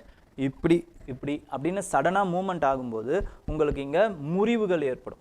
ஓகேங்களா? அதான் விம்ப்ளாஷ் அப்படின்னு சொல்லுவாங்க. ஏதாச்சும் ஒரு விஷயத்துக்கு ஏதாவது ஒரு மியூசிக் கேட்குறீங்க, டக்கு டக்குன்னு இப்படி பண்ணுறீங்க அப்படின்னா அதான் விம்ப்ளாஷ். போயிட்டு இப்படி வர்றது, போயிட்டு இப்படி வர்றது. அப்போ there is a extreme thing. ஒரு இடத்துக்கு போகிறீங்க, ஒரு இடத்துக்கு வரீங்க, அதுவும் சடனாக பண்ணுறீங்க, சடன் மூமெண்ட், அதுதான் விம்ப்ளாஷ். அப்போ இதே வந்து ஹைட்ரோக்ளைமேட்டிக் அந்த ஏரியாவுக்கு கொண்டு வாங்க. அப்போ அப்படி ஆகும்போது என்ன ஆகுதுன்னா, இந்த அட்மாஸ்பியர் இருக்குல்ல, அது வந்து என்ன பண்ணுது அப்படின்னு பார்த்தீங்கன்னா இந்த எக்ஸ்ட்ரீமுக்கும் இந்த எக்ஸ்ட்ரீமுக்கும் போகுதுங்க. எப்படி போகுது அப்படின்னா because of the climate change. Because of the climate change என்ன ஆகுது, 1 டிகிரி செல்சியஸ் இப்போ ஏறிடுச்சு, ஆல்ரெடி ஏறிடுச்சு. 1.1 டிகிரி ஆல்ரெடி வந்து நம்மளுக்கு ஆவரேஜ் டெம்பரேச்சர்லேருந்து ஏறி இருக்குன்னு நமக்கு தெரியுது. அப்போ இந்த 1 டிகிரி ஏறும்போது என்ன ஆகுமா, 7 டைம்ஸ் வந்து அட்மாஸ்பியரால் வந்து என்ன பண்ண முடியும் அப்படின்னு பார்த்தீங்கன்னா அந்த வாட்டர் கண்டென்ட்டை வந்து உரிய முடியுமா, 7 டைம்ஸ். ஓகேங்களா? 7 டைம்ஸ் அந்த ஹோல்டிங் கெப்பாசிட்டி வந்து இன்க்ரீஸ் ஆகுது. 7% வந்து அந்த water holding capacity of a atmosphere வந்து இன்க்ரீஸ் ஆகுது. ஃபார் எக்ஸாம்பிள் இப்போ இப்படி எடுத்துக்கோங்க, திஸ் ஹேர், இது வந்து ஒரு ஏருங்க, ஏர் மாஸ், இது ஒரு ஆவரேஜ் ஏர் மாஸ். இப்போ 15 டிகிரி செல்சியஸில் சைஸ் இப்படி இருக்குங்க. இப்போ 1 டிகிரி வந்து இன்க்ரீஸ் ஆகுது அப்படின்னா 16 டிகிரி செல்சியஸில் இதே ஏர் மாஸ் எப்படி இருக்கும் அப்படின்னு பார்த்தீங்கன்னா இவ்வளோ பெருசாகிடும். அப்போ இதை சேச்சுரேட் பண்ணுறதுக்கு ஒரு அமௌண்ட் ஆஃப் வாட்டர் தேவைப்படுதுல்ல, இந்த வாட்டரை விட 7 மடங்கு வந்து இந்த ஏரை வந்து சேச்சுரேட் பண்ணுறதுக்கு அதிகமாக தேவைப்படும். அதிகமாக தேவைப்படுதுன்னா என்ன அர்த்தம், water holding capacity of the air is increases. அப்போ இன்க்ரீஸ் ஆகும்போது ப்ரொலாங்டாக அதால் வந்து என்ன பண்ண முடியும், வாட்டரை வந்து ஸ்டோர் பண்ண முடியும். ஏன்னா இது சேச்சுரேட் ஆகும்போது தான் ப்ரெசிபிடேஷனாக கீழே கொட்டும். அப்போ இப்படி கொட்டும்போது என்ன ஆகுது, more water rainfall, intense rainfall கிடைக்குது. அதே மாதிரி இதால் வந்து over the long period of time இதால் வந்து அந்த வாட்டரை வந்து வித்ஹோல்டும் பண்ண முடியுது. அப்படின்னும் போது மோர் ட்ரை ஸ்பெல், இப்போ தண்ணி இல்லைன்னு அர்த்தம், ரெயின்ஃபால் இருக்காதுன்னு அர்த்தம். ஓகேங்களா? இப்போ இது ரெண்டுமே வந்து ஒரே, அதாவது வந்து சைமல்டேனியஸாக மாற்றி நடக்கும்போது என்ன ஆகும்னு பார்த்தீங்கன்னா, இப்போ இன்டென்ஸ் ரெயின்ஃபால் வரும்போது வெஜிடேஷன் வில் க்ரோ, வெஜிடேஷன் நல்லா வளர்ந்துடும். அப்புறம் ட்ரை ஸ்பெல் வரும்போது என்ன ஆகும்னு பார்த்தீங்கன்னா there will be a spell, அந்த ட்ராட் லைக் கண்டிஷன் இருக்கும்போது ரொம்ப ஹீட்டாக ட்ராட் லைக் கண்டிஷன், இதோட சேர்த்து it is sparked by the Santa Ana விண்ட்ஸ்னும் போது ஒரு சின்ன ஒரு ஸ்பார்க் இருந்தால் போதும், there will be a fire. இதுதான் ஹைட்ரோக்ளைமேட்டிக் விம்ப்ளாஷ் அப்படின்னு சொல்கிறாங்க. ஓகேங்களா? So the more intense of long அந்த ட்ரை அண்ட் வெட் ஸ்பெல், இதுதான் ஹைட்ரோக்ளைமேட்டிக் விம்ப்ளாஷ். இதை தெரிஞ்சு வச்சுக்கோங்க. ஓகே, ஸோ இதையும் பாருங்கள் ஒரு வாட்டி. With respect to what is the primary mechanism that causes the warming of Santa Ana winds as they descend towards southern California அப்படின்னு கேட்டிருக்காங்க. எது வந்து பிரைமரி மெக்கானிசம், எந்த மெக்கானிசம் பிரைமரி மெக்கானிசம் அப்படின்னா சோலார் ரேடியேஷனா அப்படின்னா இது வந்து ரொம்ப பொதுவாக இருக்குது. அதுக்கப்புறமா வந்து ஃப்ரிக்ஷன் ஆஃப் எர்த் சர்ஃபேஸ், அதுக்கப்புறம் compression due to the descent over mountains, mixing with the oceanic air masses. அப்போ என்ன வரும் அப்படின்னு பார்த்தீங்கன்னா எது வரும், எல்லாரும் கமெண்ட்டில் போட்டுட்டே இருங்க, டக்குன்னு போடுங்க. ஓகேங்களா? போட்டுட்டு அதுக்கப்புறமா வந்து பாருங்கள் என்ன ஆன்சர் அப்படின்ட்டு. உங்களுக்கே தெரியும் ஆன்சரு சி. ஓகேங்களா. Compression due to the descent over mountains. ஓகேங்களா, இதுதான் வந்து primary mechanism. Okay, what does the term hydroclimatic whiplash refers to? So இந்த மாதிரி தான் புது டேர்ம் வந்தால் இந்த மாதிரி தான் இருக்கும், டேர்ம்ஸ் வச்சு தான் கேட்பாங்க. Okay, recently in news it refers to என்ன ஏது அப்படிங்கிறது தான் கேட்பாங்க. So gradual reduction in the global rainfall pattern due to the climate change, extended period of dry spells followed by the more intense rainfall, reduction in atmospheric water holding capacity due to climate global cooling, reduction in atmospheric water holding capacity due to global cooling, sudden and frequent changes in the wind pattern caused by the warming oceans. ஓகேங்களா. So இது எது வரும் answer? உங்களுக்கே already answer தெரியும் obviously. It is B, extended period of dry spells followed by more intense rainfall. This term is called as hydroclimatic whiplash. Okay. Next is with respect to rat hole mining. Rat hole mining அப்படின்னா என்ன அர்த்தம்னா, எலி வந்து இது whole போடுற மாதிரி நம்ம என்ன பண்ணுறோம் அப்படின்னு பார்த்தீங்கன்னா, அந்த கோலை எடுக்கிறதுக்கு அங்கங்கே ஹோல் போடுறோம். இந்த மாதிரி வந்து ஹோல் போடுறோம். இதுதான் வந்து ரேட் ஹோல் மைனிங் அப்படின்னு சொல்லுவாங்க. இது ரெண்டு டைப்பாக வந்து இந்த rat hole mining is there. First வந்து it is with respect to side cutting. சைடில் இந்த மாதிரி சைடில் அந்த கோல் சீம்ஸ் இருக்கா, இதை மட்டுமே வந்து கலெக்ட் பண்ணுறதுக்கு நம்ம கட் பண்ணிக்கிட்டே போவோம், சைடு கட்டிங். ஓகேங்களா. அதுக்கப்புறமா வந்து பாக்ஸ் கட்டிங், பாக்ஸாக என்ன பண்ணுவோம்னா கோலை வந்து எடுக்கிறதுக்கு நம்ம கட் பண்ணுவோம். இதுதான் வந்து side cutting and box cutting அந்த கோல் மைனிங். ஓகேங்களா, அதாவது வந்து ரேட் ஹோல் மைனிங். இந்த rat hole mining has been banned by the NGT, National Green Tribunal. எப்போ இது பண்ணாங்க, பேன் பண்ணுறாங்க அப்படின்னு பார்த்தீங்கன்னா 2014லேயே பண்ணிடுறாங்க. இது எதுக்காக பண்ணுறாங்கன்னா, நிறைய பேர் மேகாலயாவில் குறிப்பாக, ஏன் சார் மேகாலயாவில் இந்த மாதிரி பண்ணுறாங்க, அதுக்கும் ஒரு காரணம் இருக்குது. Because it is the 6th schedule state, 6th ஷெட்யூலுக்குள்ளே வருது. ஓகேங்களா, அதனால் கோல் நேஷ்னலைசேஷன் ஆக்ட் இந்த மேகாலயாவுக்கு பொருந்தல. ஓகேங்களா, நேஷ்னலைஸ் பண்ணல. அங்கே இருக்க கோல் மட்டும் யார் ஓனர்ஸோ அவங்களே எடுத்துக்கிறதுக்கு உரிமை இருக்குது. ஓகேங்களா, அது ஸ்டேட்வுட் வேறு ஆயிடுச்சு, 71ல் ஆயிடுச்சு. அப்போ அந்த ஓனர்ஸ் இருக்காங்கள்ல, அவங்க என்ன பண்ணுறாங்கன்னா, எம்ப்ளாய் யாரெல்லாம் வந்து ரொம்ப ஏழை பாழைகளாக இருக்காங்களோ அவங்களுக்கு இந்த ரேட் ஹோல் மைனிங் பண்ணுறதுக்கான அந்த இதுவை கொடுக்குறாங்க. ஏன் ட்ரில்லிங்க்லாம் பண்ண முடியல அப்படின்னா, ரொம்ப கம்மியான கோல் தான் இருக்குது, கோல் டெபாசிட்ஸ் தான் இருக்குது. அப்போ ட்ரில்லிங் மிஷின்லாம் வந்து என்ன பண்ணணும் அப்படின்னு பார்த்தீங்கன்னா, நிறைய ஹியூஜ் கேபிட்டல் ஆகும்.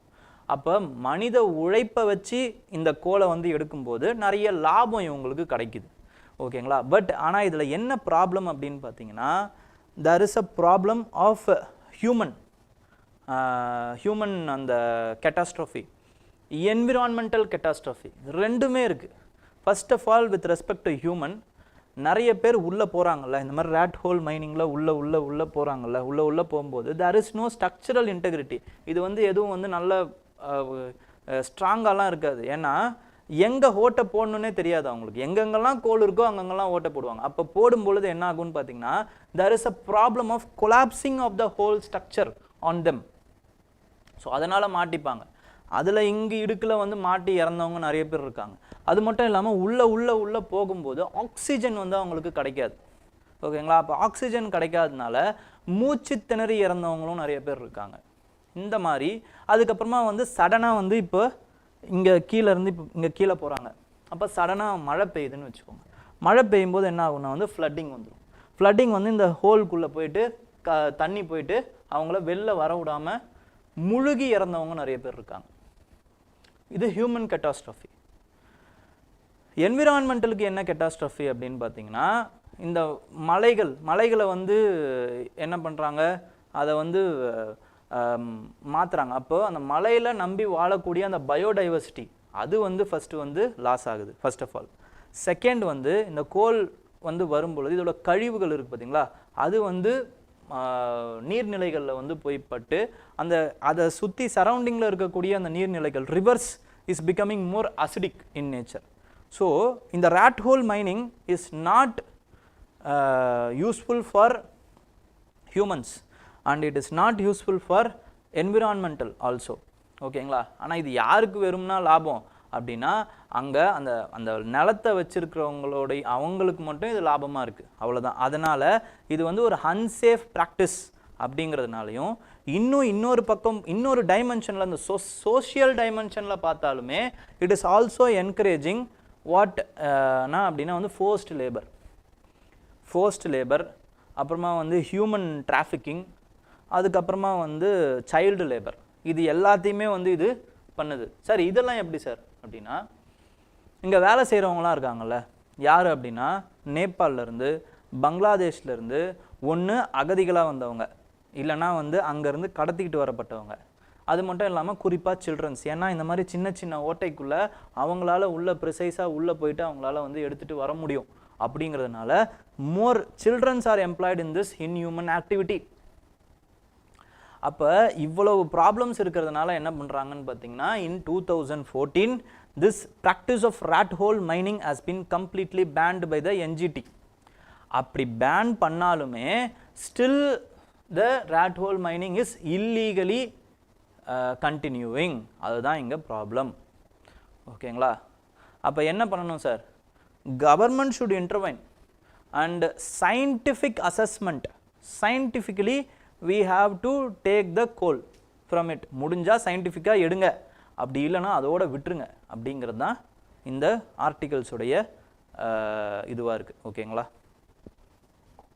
அதை பற்றி ஃபுல்லாகவே வந்து இதில் சொல்லியிருப்பாங்க. ராட் ஹோல் மைனிங்னா என்ன ஏது அப்படிங்கிறது இது இந்த 2 ஆர்டிகல்ஸ்லையுமே சொல்லியிருப்பாங்க. ஒரு வாட்டி படித்து பாருங்கள். Okay, next is with respect to international relations. There is a red flag as Chinese China என்ன பண்ணுறாங்க அப்படின்னு பார்த்தீங்கன்னா, அவங்க வேலையை ஆரம்பிச்சிட்டாங்க. Chinese expansionist strategy rolls on. Sir அப்படி என்ன சார் பண்ணிட்டாங்க? இப்போ தான் வந்து நம்ம தெம்சோக்லேயும் தீப்சாங்லேயும் பேட்ரோலிங் இதுவே வாங்கி, பர்மிஷன்னு கிடையாது, அவங்க யார் நம்மளோட நாட்டுக்கு பர்மிஷன் கொடுக்கறதுக்கு, பட் வந்து ஒரு உடன்படிக்கைக்கு வந்திருக்கும். ஓகேங்களா? பட் அப்படி ஒரு சைடில் உடன்படிக்கையை கொடுத்துட்டு அவங்க வேறு என்னென்ன பண்ணணுமோ அது எல்லாத்தையுமே பண்ணுறாங்க. 2 இம்பார்ட்டண்ட்டான ரெட் ஃப்ளாக்ஸ் வந்து இப்போ கொடுத்துருக்காங்க. ஃபர்ஸ்ட் ரெட் ஃப்ளாக் என்ன அப்படின்னா, they are willing to construct the world's largest dam in a more environmentally earthquake அந்த ரிஸ்க் ஜோனில் வந்து அதை பண்ண போகிறாங்க. எங்கே அப்படின்னா நியர் பிரம்மபுத்திரா, அசாமுக்கு மேலே அருணாச்சல் பிரதேஷுக்கு மேலே அதில் பண்ண போகிறாங்க. ஓகேங்களா? அந்த டேமை வந்து கட்ட போகிறாங்க. அவங்களுடைய பேராக இருக்கக்கூடிய அந்த ஏர்லாங் சங்போ அப்படிங்கிற அந்த river which is nothing but Brahmaputra river. ஓகேங்களா? இது ஒரு விஷயம். செகண்ட் விஷயம் என்ன பண்ணுறாங்க அப்படின்னு பார்த்தீங்கன்னா, 2 பேர். ஓகேங்களா? அந்த லடாக்கில் இருக்கக்கூடிய இந்தியா எல்லையில் இருக்கக்கூடிய ஒரு பேராக ஒரு 2 கவுண்டி பேரை வந்து மாற்றி அவங்க வந்து ஒரு பேரை சொல்லி அந்த கார்டோகிராஃபி இதுன்னு சொல்லுவாங்க. ஓகேங்களா? கார்டோகிராஃபிக் ஸ்ட்ராட்டஜி, அதாவது வந்து மேப்பில் பேரை மாற்றி அது நாங்கள் முதல்லேருந்தே நாங்கள் மாற்றி வச்சுருக்கோம், இது எங்களோட இதுதான் சாவர்னிட்டி தான் அப்படிங்கிற மாதிரி காட்டுறதுக்கு இல்லை, சைக்கலாஜிக்கலாக வந்து ப்ளே பண்ணுறது, இதுதான் இவங்களோட திட்டம். ஓகேங்களா? அப்போ ஃபஸ்ட்டு வந்து டேமை வந்து கன்ஸ்ட்ரக்ட் பண்ணுறது. இந்த டேமை கன்ஸ்ட்ரக்ஷன் பண்ணுறதன் மூலமாக they want to enhance their அந்த ஹைட்ரோக்ரசி அப்படின்னுவாங்க, water rule through water controlling. ஓகேங்களா? நேச்சுரல் ஃபோர்ஸஸை வந்து கண்ட்ரோல் பண்ணுறதன் மூலமாக they are getting some sovereignty rights over the natural elements. Water, நீர், நெருப்பு, ஆகாயம், காற்று, இது எல்லாமே எல்லாருக்கும் பொது. It is a common for all. But இதை வந்து கண்ட்ரோல் பண்ணுறதன் மூலமாக, இதில் வந்து அவங்களோட டெரிட்டரிக்குள்ளே இருக்கக்கூடிய அந்த விஷயங்களை கண்ட்ரோல் பண்ணுறதன் மூலமாக they are gaining some upper hand அப்படின்னு நினைக்கிறாங்க. ஓகேங்களா? அப்போ ஹைட்ரோக்ரஸியை வந்து ஃபாலோ பண்ணுறாங்க. பட் இது யாருக்கெல்லாம் பாதிப்பு? லோவர் பேசினில் இருக்கக்கூடிய மக்கள் எல்லாருக்குமே பாதிப்பு. ஃப்ளட் வருது, பாதிப்பு. அதுக்கப்புறமா வந்து பயோடைவர்சிட்டி பாதிக்கப்படுது, அதனால பாதிப்பு. ஓகேங்களா? ஏன் பாதிப்பு? நிறைய வாட்டர்ஸை வந்து இவங்க ஸ்டேக் பண்ணி வைக்கிறாங்க, இல்லைனா வந்து சில்ட் வந்து ரீஜெனுவேட் ஆகலை அப்படின்னும் போது அந்த லோவரில் இருக்கக்கூடிய அந்த மக்களுக்கு அந்த ஃப்ளட்டிங் ஏரியாஸில் அவங்களால வந்து மறுபடியும் அக்ரிகல்ச்சரை ஈடுபட முடியாது. ஃப்ளட் பிளெயின்ஸில் அவங்களால அக்ரிகல்ச்சர் பண்ண முடியாது. நியூ சில்ட் வந்து வராது. ஓகேங்களா, ஃப்ளட் பிளெயின்ஸில். அப்போ அவங்களோட லைவ்லிவுட் வாழ்வாதாரம் பாதிக்கப்படும். அப்போ ஃப்ளட்டிங் வரும்போதும் பாதிக்கப்படும், ட்ராட் இருக்கும், இதனால் வந்து ட்ராட் ஏற்பட்டாலும் அவங்களுக்கு பாதிப்பு. And there is another thing which is sudden release of water which is equated to the water bomb. ஓகேங்களா, அதனாலேயும் அவங்களுக்கு பாதிப்பு. இவ்வளோ பாதிப்பு இருக்குது. ஓகே, அப்போ இதே மாதிரி இந்த கார்ட்டோகிராஃபியில் வந்து இது பண்ணும்போதும் இதுவும் வந்து ஒரு larger strategy of the China. என்ன பண்ணுறாங்க, இந்த மாதிரி 2 கவுண்டியோட பேரை மாற்றி வைக்கிறது, அதுக்கப்புறமா வந்து அன்இன்ஹெபிட்டட் லேண்ட்ஸில் யாரையாவது வந்து கொண்டு வந்து அமர்த்துறது. ஓகேங்களா, அன்இன்ஹெபிட்டட் லேண்ட்ஸில் வந்து சைனீஸை வந்து கொண்டு வந்து இன்ஹெபிட் பண்ண வைக்கிறது for the claiming of that land. So அதுக்கப்புறம் பேரை மாற்றுறது, அதுக்கப்புறமா வந்து கொஞ்சம் கொஞ்சமாக வந்து பேட்ரோலிங் ரைட்ஸை வந்து மற்ற கண்ட்ரீஸுக்கு வந்து இழக்க வைக்கிறது. இது இந்தியாவுக்கு மட்டும்தான் இவங்க பண்ணுறாங்களா அப்படின்னா, other South Asian nations, South east Asian nations எல்லாருக்குமே அதுதான் பண்ணுறாங்க. ஓகேங்களா, அப்போ இதெல்லாம் பண்ணும்போது என்ன ஆகுது அப்படின்னு பார்த்தீங்கன்னா, they are gaining upper hand over the other nations. They are expansionist. Chinese are expansionist. We are not expansionist. India is following strategic autonomy, but we are not expansionist state. We are not aggressive state. ஓகேங்களா, அப்போ அப்படி பார்க்கும் பொழுது யார் யாருக்கெல்லாம் இவங்க இதை பண்ணுறாங்க, நேபாளுக்கு பண்ணுறாங்க, பூட்டானுக்கு பண்ணுறாங்க. ஓகேங்களா, இந்த சைடில் சவுத் ஈஸ்ட் ஏஷியாவில் இருக்கக்கூடிய பிலிப்பைன்ஸ்க்கு பண்ணுறாங்க, வியட்நாமுக்கு பண்ணுறாங்க, இந்தோனேஷியாவுக்கு பண்ணுறாங்க, மியான்மருக்கு பண்ணுறாங்க. அப்போ இதெல்லாம் பார்க்குறோம் நம்ம. ஆனால் சவுத் ஈஸ்ட் ஏஷியாவுக்கும் சவுத் ஏஷியாவுக்கும் ஒரு டிஃப்ரெண்ட் இருக்குங்க. என்ன டிஃப்ரென்ஸ் அப்படின்னா, இந்த சவுத் ஈஸ்ட் ஏஷியன் நேஷன்ஸ் இருக்குல்ல, இவங்களுக்கு காமனான ஒரு ஃபோரம் இருக்குது. லைக் ஏஷியான், மீகாங் கோஆப்ரேஷன் இப்படின்னு அவங்களுக்கு என்ன இருக்குது அப்படின்னு பார்த்தீங்கன்னா, there is a forum where they can negotiate China collectively. அவங்களால சைனா கூட கலெக்டிவாக அவங்களால வந்து நெகோஷியேட் பண்ண முடியும். பட் இந்தியாவுக்கும் சரி, ஏன்னா பிகாஸ் லெஸ் கனெக்டிவிட்டி, சாருக்கும் முடிச்சு கட்டிட்டோம் நம்ம. பிம்ஸ்டெக் வந்து it is not only with respect to south Asia but also link between the south Asia and south east Asia. இப்போ அதையும் ஒன்றாக்க முடியாது. ஓகேங்களா, அப்போ எந்த ஒரு என்கேஜ்மெண்ட்டாக இருந்தாலும் we are dealing China bilaterally. If you are dealing China, because of the asymmetric nature of the power with respect to countries, நம்ம கூட பரவாயில்ல, ஓரளவுக்கு ஓகே மேட்ச் ஆகிறோம். நேபாளெலாம் நினச்சி பாருங்கள், நேபாளாக இருக்கட்டும், பூட்டானாக இருக்கட்டும், they are highly asymmetric. எங்கேயோ இருப்பாங்க எல்லாத்துலேயுமே. how they will gain a bargaining power. ஓகேங்களா, அப்போ இந்தியா என்ன பண்ணணும் அப்படின்னு பார்த்தீங்கன்னா, India should lead the forum. There should be a unified approach where the countries which are all affected by the Chinese aggression and expansionist strategy should come forward, and they have to deal China in a multilateral approach. Unified approach la avanga sanda podumbodhu there will be a greater bargaining power அப்படிங்கறத இந்த ஆர்டிகல்ல பேசுறாங்க. ஓகேங்களா, next is with respect to 15 fishermen has been detained in Dio Garcia. ஓகேங்களா, Diego Garcia அப்படிங்கிறது எங்கே இருக்குது அப்படிங்கிறத பாருங்கள். It is a part of British Indian Ocean Territory. British வந்து இன்னும் சில ஏரியாஸ்லாம் வச்சுருக்காங்க. This is called as Chagos archipelago. ஓகேங்களா, குரூப் ஆஃப் ஐலாண்டுன்னு அர்த்தம். ஆர்கிபெலிகோங்கிறது group of islands. Chagos group of island. இது எல்லாத்தையுமே வந்து இப்போ பிரிட்டிஷ் தான் வச்சுருக்காங்க. இதில் பிக்கஸ்ட் ஐலாண்ட் எதுனா டியோ கார்சியா. மொரீஷியஸ் வந்து இந்த சாகோஸ் ஆர்கிபெலிகோ வந்து சாவர்னிட்டியை கிளைம் பண்ணுறாங்க. ஏன்னா இது எங்களது தான், நீங்கள் இங்கேருந்து போயிடுங்க அப்படிங்கிற மாதிரி சொல்கிறாங்க. இன்னொரு குழுமம் பாருங்கள், இவங்களே வந்து தப்பாக வந்து இருக்காங்க. இவங்க இருக்கிறதே தப்பு, பிரிட்டிஷ் இருக்கிறதே. இந்த டியோ கார்சியாவில் வந்து என்ன பண்ணுறாங்கன்னா, யூஎஸ்க்கு வந்து இவங்க வந்து ஒரு நேவல் பேஸை வந்து வாடகைக்கு விட்டுருக்காங்க. ஓகேங்களா, there is a US base in Dio Garcia. Dio Garcia is the largest island of Chagos archipelago. ஓகேங்களா, அப்போ மொரீஷியஸுக்கும் இவங்களுக்கும் இது இன்னொரு நியூஸ். இது ஓகேங்களா. மொரீஷியஸ் அண்ட் பிரிட்டன் வந்து என்ன பண்ணுறாங்க அப்படின்னு பார்த்தீங்கன்னா they have stuck a deal. ஓகேங்களா. இன்னும் அது டீலாக தான் இருக்குது, இன்னும் அது முழுமை பெறல. என்னென்னா டியோ கார்சியாவை மட்டும் நான் வச்சுக்கிறேன், மற்றபடி சாக்கோஸ் ஆர்ச்சிபெலிகோவை நீங்கள் மொரீஷியஸ் வச்சுக்கோங்க அப்படிங்கிற மாதிரி ஒரு டீல் வச்சுருக்காங்க. ஓகேங்களா. ஸோ இது எந்த அளவுக்கு வந்து வரும் அப்படிங்கிறது தெரியல, பட் அதெல்லாம் நமக்கு தேவையில்லை. நமக்கு என்ன தேவைன்னா இது இங்கே இருக்குங்கிறது நமக்கு தேவை. இந்தியன் ஓஷனில் சாகோஸ் ஆர்ச்சிபெலிகோ இருக்குது, அண்ட் தென் அதில் ஹையஸ்ட்டு வந்து என்ன அப்படின்னு பார்த்தீங்கன்னா லார்ஜஸ்ட் ஐலாண்ட் வந்து டியோ கார்சியா. இப்போ யார்கிட்ட இருக்குது? It is under the control of British. There is a US naval base அப்படிங்கிறத ஞாபகத்து வச்சுக்கோங்க. ஓகேங்களா. பிளேசஸ் இன் நியூஸில் கேட்குறதுக்கு வாய்ப்பு இருக்குது. Then the issue of blood money. Blood money அப்படிங்கிறது என்ன சார்? ஸோ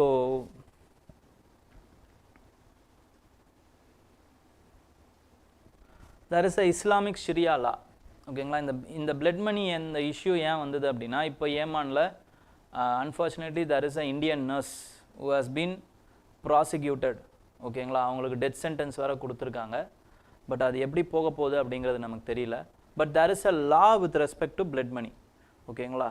அது இஸ்லாமிக் ஷரியா லா வந்து அலோவ் பண்ணுது. யார் இந்த விக்டிமுக்கு வந்து நீங்கள் என்ன பண்ணலாம் அப்படின்னு பார்த்தீங்கன்னா த பெர்பச்சுவேட்டர் அவர் வந்து they can give money instead of punishment. ஓகேங்களா. இந்த மாதிரி கொடுக்கறது தான் வந்து என்னன்னு பார்த்தீங்கன்னா பிளட் மணி அப்படின்னு சொல்கிறாங்க. இது இஸ்லாமிக் ராவில் வந்து பெர்மிட்டட். ஓகே. பிளட் மணிக்கு வந்து இதில் பேர் வந்து தியா அப்படின்னு சொல்கிறாங்க. ஓகேங்களா.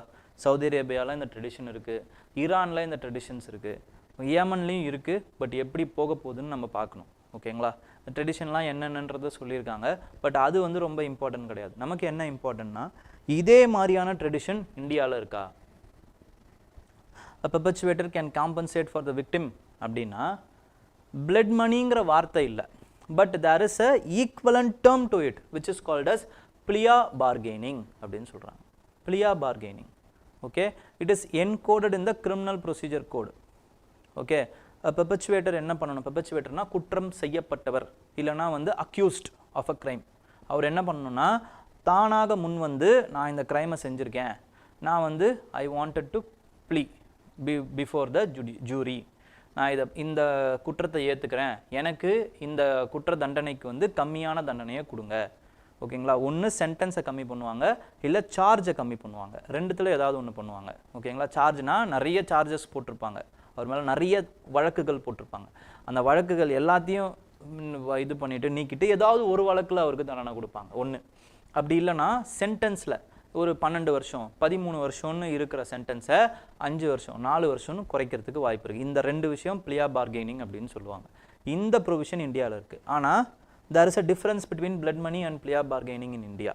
என்னன்னா it comes with various conditions. first condition 7 வருஷத்துக்கு உள்ள ஏதாவது ஒரு கிரைம் பண்ணியிருக்காங்க அப்படின்னா தான் அந்த தண்டனை வந்து தண்டனை காலம் 7 வருஷத்துக்குள்ளேயா இருக்கணும். அந்த மாதிரி இருக்கும் பொழுது தான் உங்களால் பிளியா பார்கெனிங் பண்ண முடியும். அதே மாதிரி ஹிரண்யஸ் கிரைம் நீங்கள் பண்ணியிருக்கக்கூடாது, கிரைம் அகெயின்ஸ்ட் சில்ட்ரன் நீங்கள் பண்ணியிருக்கக்கூடாது, கிரைம் அகெயின்ஸ்ட் விமன் நீங்கள் பண்ணியிருக்கக்கூடாது. இந்த மாதிரி வந்து நிறைய preconditions are given with respect to plea bargaining. அது மட்டும் இல்லாமல் ஆல்ரெடி நீங்கள் ஒரு குற்றத்துக்கு கைதியாகி கன்விக்ட் ஆகிருக்கக்கூடாது. ஓகேங்களா. அந்த மாதிரி இருக்கிறவங்களால தான் இதை கொண்டு வர முடியும் அப்படின்றத சொல்கிறாங்க. இந்த டேர்ம் அதனால் ரொம்ப இம்பார்ட்டண்ட் ஆகுது. Okay. Next is with respect to Singapore. Singapore wants to help India with respect to semiconductor industry. Semiconductorங்கிறது ஒரு another important area with respect to UPSC. ஓகேங்களா. ஒன்று மெயின்ஸில் கேட்கலாம், இல்லைனா பிலிம்ஸில் போன வாட்டியே கேட்பாங்கன்னு நான் நினச்சேன், பட் கேட்கல. இந்த வாட்டி கேட்குறதுக்கு நிறைய வாய்ப்புகள் இருக்குது. ஓகேங்களா. அப்போ செமிகண்டக்டர்னால் என்னென்னு சயின்ஸ் அண்ட் டெக்னாலஜியில் பாருங்கள், சயின்ஸ் அண்ட் டெக்னாலஜி ஆங்கிளில் பாருங்கள். கொஞ்சம் அதோட அப்ளிகேஷன்ஸ் என்னன்னு பாருங்கள், செமிகண்டக்டர்ஸோடைய அப்ளிகேஷன்ஸ் என்ன அப்படிங்கிறத பாருங்கள். அந்த செமிகண்டக்டர்ஸுக்கு என்னென்ன மினரல்ஸ் தேவைப்படுது, கிரிட்டிக்கல் மினரல்ஸ் என்ன தேவைப்படுதுன்னு பாருங்கள். ஸோ அந்த ஆங்கிள்லையும் கேள்விகள் வர்றதுக்கு வாய்ப்பு இருக்குது. இதெல்லாம் எழுதி வச்சுக்கோங்க. நான் சொல்கிற இது எல்லாத்தையுமே எழுதி வச்சுக்கோங்க. ஓகே. எழுதி வச்சுட்டு அதோட விட்டுறக்கூடாது, நான் என்ன சொன்னனோ அதையும் பண்ணணும். ஓகே. அப்போ Singapore is coming forward to help India to have a to have a semiconductor industry. ஓகேங்களா, semiconductor industry. India was the first one. அது சிங்கப்பூர் என்ன பண்ணுறாங்கன்னா they are always grateful for India's recognition of Singapore. India is one of the first country to recognize Singapore's independence during 1965 itself. Singapore is just a city. ஓகேங்களா, it is more or less like a Chennai, அவ்வளோதான். But அங்கே all are the per capita இன்கம்லேருந்து அவங்களோட level of அந்த இம்ப்ரூவ்மெண்ட்லேருந்து எல்லாமே வேறு level. it is a developed country, one of the developed country, Singapore. ஓகேங்களா, அவங்களோட எஜுகேஷன்னால், அவங்களோட பாலிசிஸ்னால, பாசிட்டிவ் அப்ரோச்னால எல்லா ஆர்ட்ஸையும் மீறி மலேசியாவால் இது குப்பை அப்படின்னு ஒதுக்கப்பட்ட ஒரு இடம் தான் வந்து என்னன்னு பார்த்தீங்கன்னா சிங்கப்பூர். ஆனால் எங்களையா ஒதுக்குறீங்க, நாங்கள் ஒரு டாட்டா இருந்தாலும் உலகத்துக்கு யாருங்கிறத காட்டுறோம் அப்படின்ட்டு வந்து ரைஸ் ஆன ஒரு ஸ்டோரி தான் வந்து சிங்கப்பூரோட ஸ்டோரி. Very inspirational story. ஓகேங்களா, அந்த சிங்கப்பூரை வந்து அந்த மாதிரி உயர்த்தினவர் யாருன்னு பார்த்தீங்கன்னா லீ குன் வூ. ஓகேங்களா, அவர் இப்போ தான் ரீசெண்டாக இறந்தார். அவரோட சில பாலிசிஸ்லாம் வந்து ரொம்ப கான்ட்ரவர்ஷியலான பாலிசிஸ். ஃபஸ்ட்டு பாலிசி என்ன அப்படின்னு பார்த்தீங்கன்னா, he wants to spread English, use English as the language, national language. அங்கே நிறைய வந்து லோக்கல் லாங்குவேஜஸ் இருந்துச்சு, சைனீஸ், மலேசியன் லாங்குவேஜஸ் நிறைய இருந்துச்சு. ஆனால் அவர் அதெல்லாம் நம்ம முன்னேறணுன்னா இங்கிலீஷ் தான் ஒரே வழி அப்படின்ட்டு வந்து அதுக்கு போனார். ஓகேங்களா, அந்த மாதிரி நிறைய லாங்குவேஜஸ், நிறைய சீர்திருத்தங்கள், அந்த மாதிரி நிறைய டஃப்பான விஷயங்கள்லாம் பண்ணார். அதே மாதிரி சிவில் சர்வன்ஸுக்கு இல்லை அதுக்கப்புறம் கவர்மெண்ட் சர்வன்ஸுக்கு அதிகமான சம்பளம் கொடுத்தார். கரப்ஷனில் ஈடுபடக்கூடாது அப்படிங்கிறதுக்காக நிறைய சம்பளத்தை உயர்த்தினார். கரப்ஷனில் ஈடுபட்டாங்கன்னா டஃப் பனிஷ்மெண்ட் கொடுத்தார். ஓகேங்களா, ஸோ இந்த மாதிரி நிறைய விஷயங்கள் பண்ணார் அவர். ஸோ அதனால தான் இப்போ Singapore and he invested heavily on education. ஓகேங்களா, so that's why Singapore is like this. ஓகேங்களா, ஸோ அது அந்த இதை பார்க்கும் பொழுது இந்தியா வந்து India is the first country to recognize, first இல்லை, one of the few first countries to recognize the independence of Singapore. அப்போ Singapore is sharing more ties. அதுவும் இல்லாமல் தமிழ்நாட்டுக்கும் சிங்கப்பூருக்கும் நிறைய இது இருக்குது. ஓகேங்களா, நிறைய தமிழர்கள் வந்து சிங்கப்பூரில் இருக்காங்க, வசிக்கிறாங்க. ஓகேங்களா, Tamil diaspora is contributing positively to the growth of Singapore. And top 3 investors லிஸ்ட்டில், இந்தியா கண்ட்ரிஸ் இன்வெஸ்டர்ஸ் லிஸ்ட்டில் டாப் 3ல வந்து Singapore will be there. Singapore இருப்பாங்க. ஓகேங்களா, அப்போ ஃபஸ்ட்டு கண்ட்ரி இல்லைனா செகண்ட் கண்ட்ரி இந்த லிஸ்ட்டில் இருப்பாங்க. ஓகேங்களா, ஃபஸ்ட்டு டாப் 3ல இருப்பாங்க. இப்போ மற்ற 2 கண்ட்ரி எது அப்படின்னு பார்த்தீங்கன்னா மொரீஷியஸ், அதுக்கப்புறம் யூஎஸ். ஓகேங்களா, இந்த 3 கண்ட்ரி தான் எப்பயுமே வந்து top 10 investors, FDI, FII, FBI, இந்த இன்வெஸ்ட்மெண்ட்டில் வந்து டாப்பில் இருக்கிறது இவங்க தான். Okay, so they wanted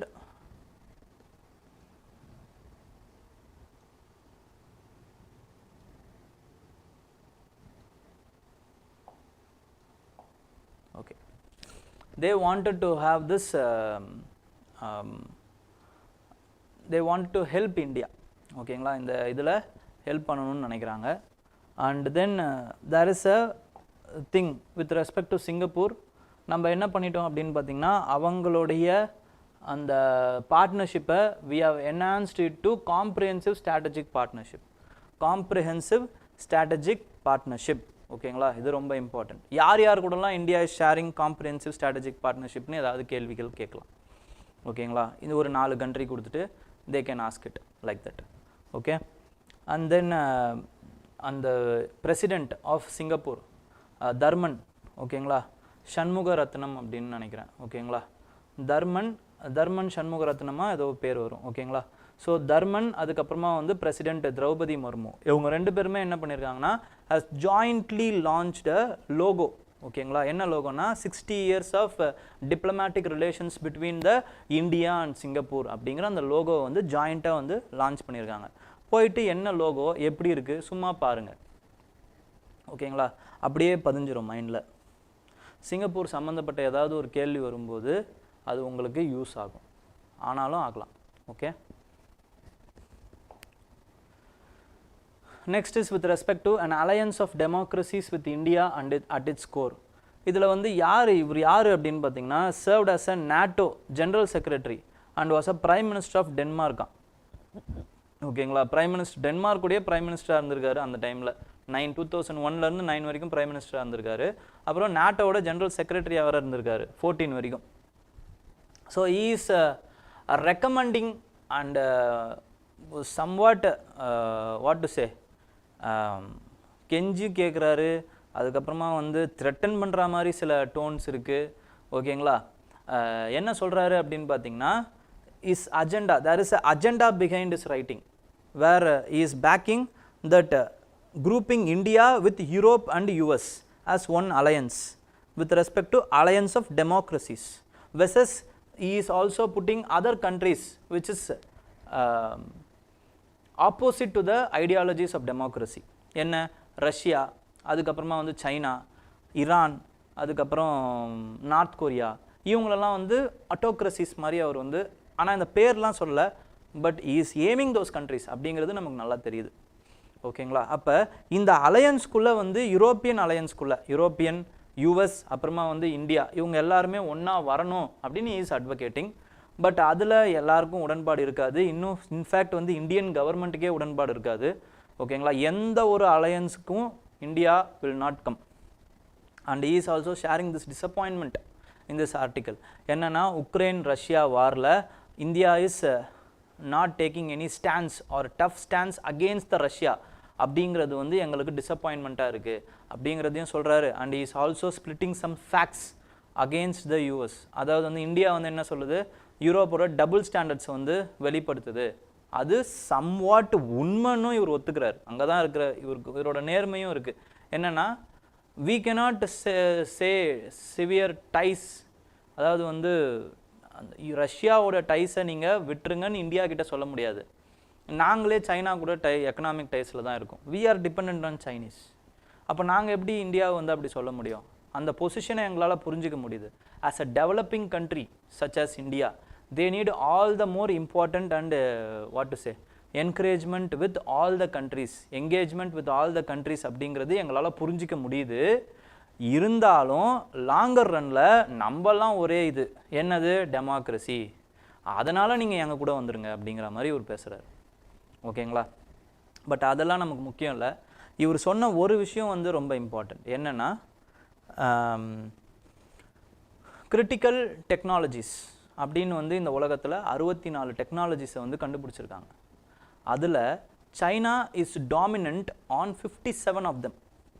ஓகேங்களா, US is trying to catching up, European Union is trying to catch up, India is trying to catch up.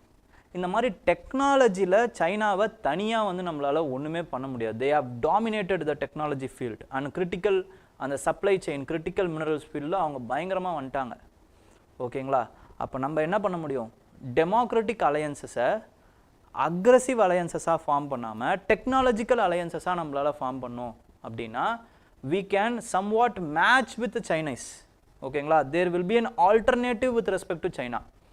இந்த ஒரு கருத்தை நம்மளால் இந்த ஆர்டிக்கல் இருந்து எடுக்க முடியும். ஓகேங்களா,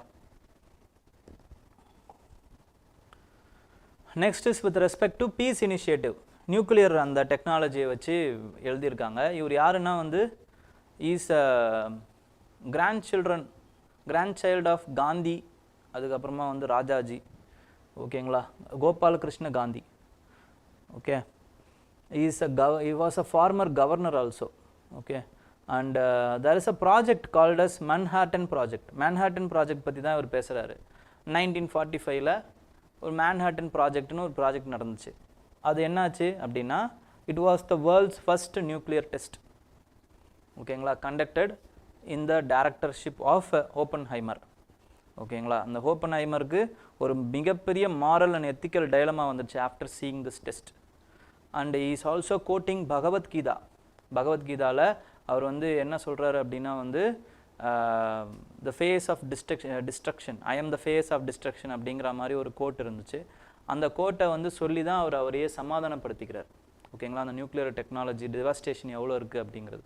so this year 2025, 45, 25, this is the 80th anniversary of that Manhattan Project, and it is the 80th anniversary of the first devastation effect of that Manhattan Project, which is nothing but bombing of Hiroshima and Nagasaki. அதோட 80th anniversary-யும் இந்த வருஷம் தான். அப்போ இந்த வருஷத்தில் what we have to do அப்படின்னா, you have to give away all the nuclear technologies, defense related nuclear bombs, nuclear weapons, new weapon of mass destruction, இது எல்லாத்தையுமே உலகமே வந்து கைவிட்டணும் அப்படின்ட்டு வந்து இவர் வந்து விரும்புகிறார். ஓகேங்களா? they are called as idealist. ஓகேங்களா? இந்த மாதிரி பிலீவ் பண்ணுறவங்க they are idealist. ஆனால் இதுக்கு எதிர்த்து பிலீவ் பண்ணுறவங்க, அதாவது வந்து these kinds of weapon of mass destruction only will help, இந்த ஆர்டிக்கலில் இல்லை பட் இந்த ஆங்கிளையும் நான் உங்களுக்கு வந்து ப்ரொவைட் பண்ணுறேன். These kinds of weapon of mass destructions only will help and become a deterrence, a big deterrence to what to say, to have a to prevent human extinction அப்படின்ட்டு வந்து மற்றவங்க ரியலிஸ்ட் நினைக்கிறாங்க. ஓகேங்களா? It is somewhat equated with the what to say, Game of Thronesல நீங்கள் பார்க்கணும் அப்படின்னா dragons கூட equate பண்ணலாம். ஓகேங்களா? யார்கிட்டலாம் ட்ராகன் இருக்கோ அவங்கெல்லாம் வந்து they will rule the country. அந்த மாதிரி யார்கிட்டலாம் வந்து நியூக்ளியர் வெப்பன் இருக்கோ they will only have that top position. ஓகேங்களா? அது மட்டும் இல்லாமல் அவங்கக்கிட்ட யாரும் வந்து வரமாட்டாங்க. அதே மாதிரி இவங்களும் நியூக்ளியர் வெப்பன் இருக்கிறவங்க கிட்ட போயிட்டு சண்டை போட மாட்டாங்க. So this nuclear weapon is somewhat acting as a deterrent, because after World War II, because of this nuclear weapon there is no major wars. ஓகேங்களா? because of this nuclear weapon only cold war மாறுச்சு. இல்லைனா இன்னொரு World War III வந்திருக்க வேண்டியது cold war மட்டுமே இருந்ததுக்கான காரணம் nuclear weapon தான். And உக்ரைனுக்கும் ரஷ்யாவுக்குமான வார் இப்பயுமே இருக்கிறதுக்கான காரணம், இப்போ வந்ததுக்கான காரணமும் உக்ரைன் வந்து அவங்களோட நியூக்ளியர் ஆர்சனலை வந்து விட்டு கொடுத்தது தான் காரணம் அப்படின்னு யார் சொல்கிறாங்க அப்படின்னு பார்த்தீங்கன்னா ரியலிஸ்ட் பேசுகிறாங்க. ரியலிஸ்ட் அப்போது இன்னும் சொல்லப்போனால் வந்து பாகிஸ்தானுக்கும் இந்தியாவுக்கும் கிட்டத்தட்ட வந்து 4 வாட்டி வந்து வார் வந்திருக்கு. ஓகேங்களா? 3 வாட்டி வார், ஒரு வாட்டி வந்து ஒரு பேட்டில் வந்துருச்சு, கார்கில் பேட்டில். 3 வாட்டி வார், மேஜர் வார் வந்துச்சு. After India and Pakistan become nuclear weapon countries, there is no war, major war against them. So this is somewhat a deterrent. Nuclear வெப்பனை நம்ம அச்சீவ் பண்ணது அப்படிங்கிறது ஒரு டிட்டரண்ட். அப்போ இதை நம்மளால் கைவிட முடியாது அப்படின்ட்டு வந்து இந்த தரப்பு பேசுவாங்க. ஐடியலிஸ்ட் என்ன சொல்லுவாங்கன்னா, இட் இஸ் என்ன சொல்கிறது, you are in a myopia, short சைட்டடில் நீங்கள் பேசுகிறீங்க, லாங் டேர்மில் நீங்கள் பேசுங்க. லாங் டேர்மில் இது என்ன ஆகும் அப்படின்னு பார்த்தீங்கன்னா, it is a ticking time bomb. நீங்கள் வெளியே நீங்கள் மேலே ஒரு டைம் பாம் மேலே உட்காந்துக்கிட்டு இருக்கீங்க. இப்போ வேணா இப்படி இருக்கலாம், கால சூழ்நிலை வந்து இப்படி இருக்கலாம், அதுக்கப்புறம் போக போக இதே மாதிரியே இருக்குன்னு நம்மளால் சொல்ல முடியுமா? ஒரு ப்ரொடெக்ஷனிஸ்ட் ஆட்டிடியூடு வந்து வருது, ஃபார் ரைட் விங் கவர்மெண்ட்ஸ் வராங்க, இன்னும் அவங்க ரேடிகலைஸ் பண்ணப்படுறாங்க, நேஷ்னலிசம் வந்து ஹைப்பர் நேஷ்னலிசமாக வருது. அதுக்கப்புறமா வந்து அந்த நியூக்ளியர் வெப்பனை 1 click away from the nuclear button. Remember, அப்போ it is nothing but perform or perish attitude. ஓகேங்களா? ஒன்று humanity will perish as a whole by using this nuclear weapon. அப்படி இல்லைனா by using the common sense you will destroy all of this nuclear arsenal. இந்த ரெண்டுத்தில் ஏதாவது ஒன்று தான் சாத்தியமே தவிர இது ரெண்டுமே வந்து லாங் டேர்மில் இருக்கும்னு நம்மளால் சொல்லவே முடியாது அப்படின்னு இந்த ஐடியலிஸ்ட் பேசுவாங்க. ஓகேங்களா? இதை நல்லா இது ரெண்டுத்தையுமே இந்த ஆங்கிள்ஸை ஞாபகம் வச்சுக்கோங்க, அதுதான் ரொம்ப இம்பார்ட்டண்ட். ஓகே, அதுக்கப்புறம் சில எத்திக்கல் எக்ஸாம்பிள்ஸ் இருக்குது, அதையுமே உங்களுக்கு நான் சொல்கிறேன். ஃபஸ்ட்டு எத்திக்கல் எக்ஸாம்பிள் என்ன அப்படின்னு பார்த்தீங்கன்னா, there is a person who is called as Joseph Rotblat. ஓகேங்களா? இவர் தான் ஜோசப் ராட்பிளாட். இவர் என்ன பண்ணுறாருன்னா, is the only scientist to have left the Manhattan project because of the moral grounds. moral groundsல இருந்து வெளிவந்த ஒன்லி சயின்டிஸ்ட் யார் அப்படின்னா ஜோசப் ராட்பிளட். ஓகே, அண்டு இவருடைய எக்ஸாம்பிளை நீங்கள் எத்திக்ஸில் எழுதலாம், எஸ்ஏல எழுதலாம். ஓகேங்களா. நெக்ஸ்ட் வந்து என்ன அப்படின்னு பார்த்தீங்கன்னா இதெல்லாம் எழுதி வச்சுக்கோங்க. அப்புறம் இந்த அரிச Russell Albert Einstein Manifesto, Russell Einstein Manifesto அப்படின்னு சொல்லுவாங்க. இந்த மேனிஃபெஸ்டோவில் என்ன சொல்கிறாங்க அப்படின்னு பார்த்தீங்கன்னா they want to destroy these kinds of arsenals. ஓகேங்களா, for the sake of humanity.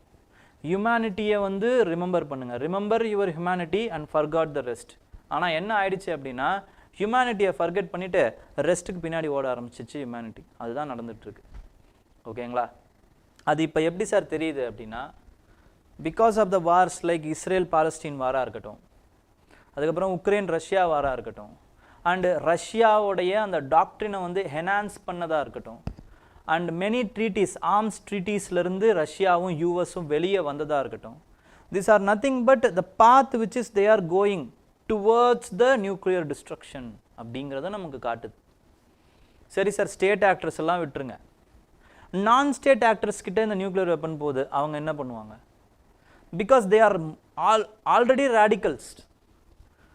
நமக்கு இல்லாது எதுக்கு இந்த உலகமே தேவையில்லை அப்படின்ட்டு ஒரு பட்டன் அமைக்கிட்டானா முடிஞ்சு. The rise of artificial intelligence, the rise of nuclear technology அந்த ஒன் ஃபிங்கர் டிப்பில் அவங்களுக்கு வந்து கிடச்சிரும். இப்போ நான் ஸ்டேட் ஆக்டர்ஸோடைய இதை வச்சு யோசிச்சு பாருங்கள். So the whole technology, the whole idea should be abundant அப்படிங்கிறது தான் ஐடியலிஸ்ட் லைக் கோபாலகிருஷ்ண காந்தியோடைய கருத்தாக இருக்குது. Okay,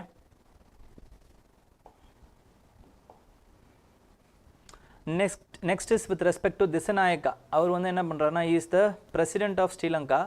He is signing one of the most important largest FDI deals with Sri Lanka. அது என்ன அப்படின்னா $3.7 billion deal இது agreement where they want to build a advanced oil refinery in Ambantota. This will they consider this as exporting of what to say, it will boost their exports and improve the livelihood of the people அப்படிலாம் நினைக்கிறாங்க. Okay, so இந்த மாதிரி வந்து oil refinery Amphan டோட்டாலாக வரப்போகுது அப்படிங்கிறத தெரிஞ்சுக்கோங்க. வேறு ஒன்றும் இதில் பெரிய இம்பார்ட்டன்ட் இல்லை. நெக்ஸ்ட் வந்து Indonesian president is the chief guest of this year's Republic Day. ஒவ்வொரு வருஷமும் நம்ம என்ன பண்ணுவோம் அப்படின்னு பார்த்தீங்கன்னா அந்த ஒரு நாட்டோடைய பிரசிடெண்ட்டையோ பிரைம் மினிஸ்டரையோ சீஃப் கெஸ்ட்டாக கூப்பிடுவோம். போன வருஷம் வந்து ஃப்ரெஞ்ச் பிரசிடென்ட் மேக்ரோனை வந்து நம்ம சீஃப் கெஸ்ட்டாக கூப்பிட்டுருந்தோம். இந்த வருஷம் நம்ம வந்து இந்தோனேஷியன் பிரசிடெண்ட்டை சீஃப் கெஸ்ட்டாக கூப்பிட்ருக்கோம்.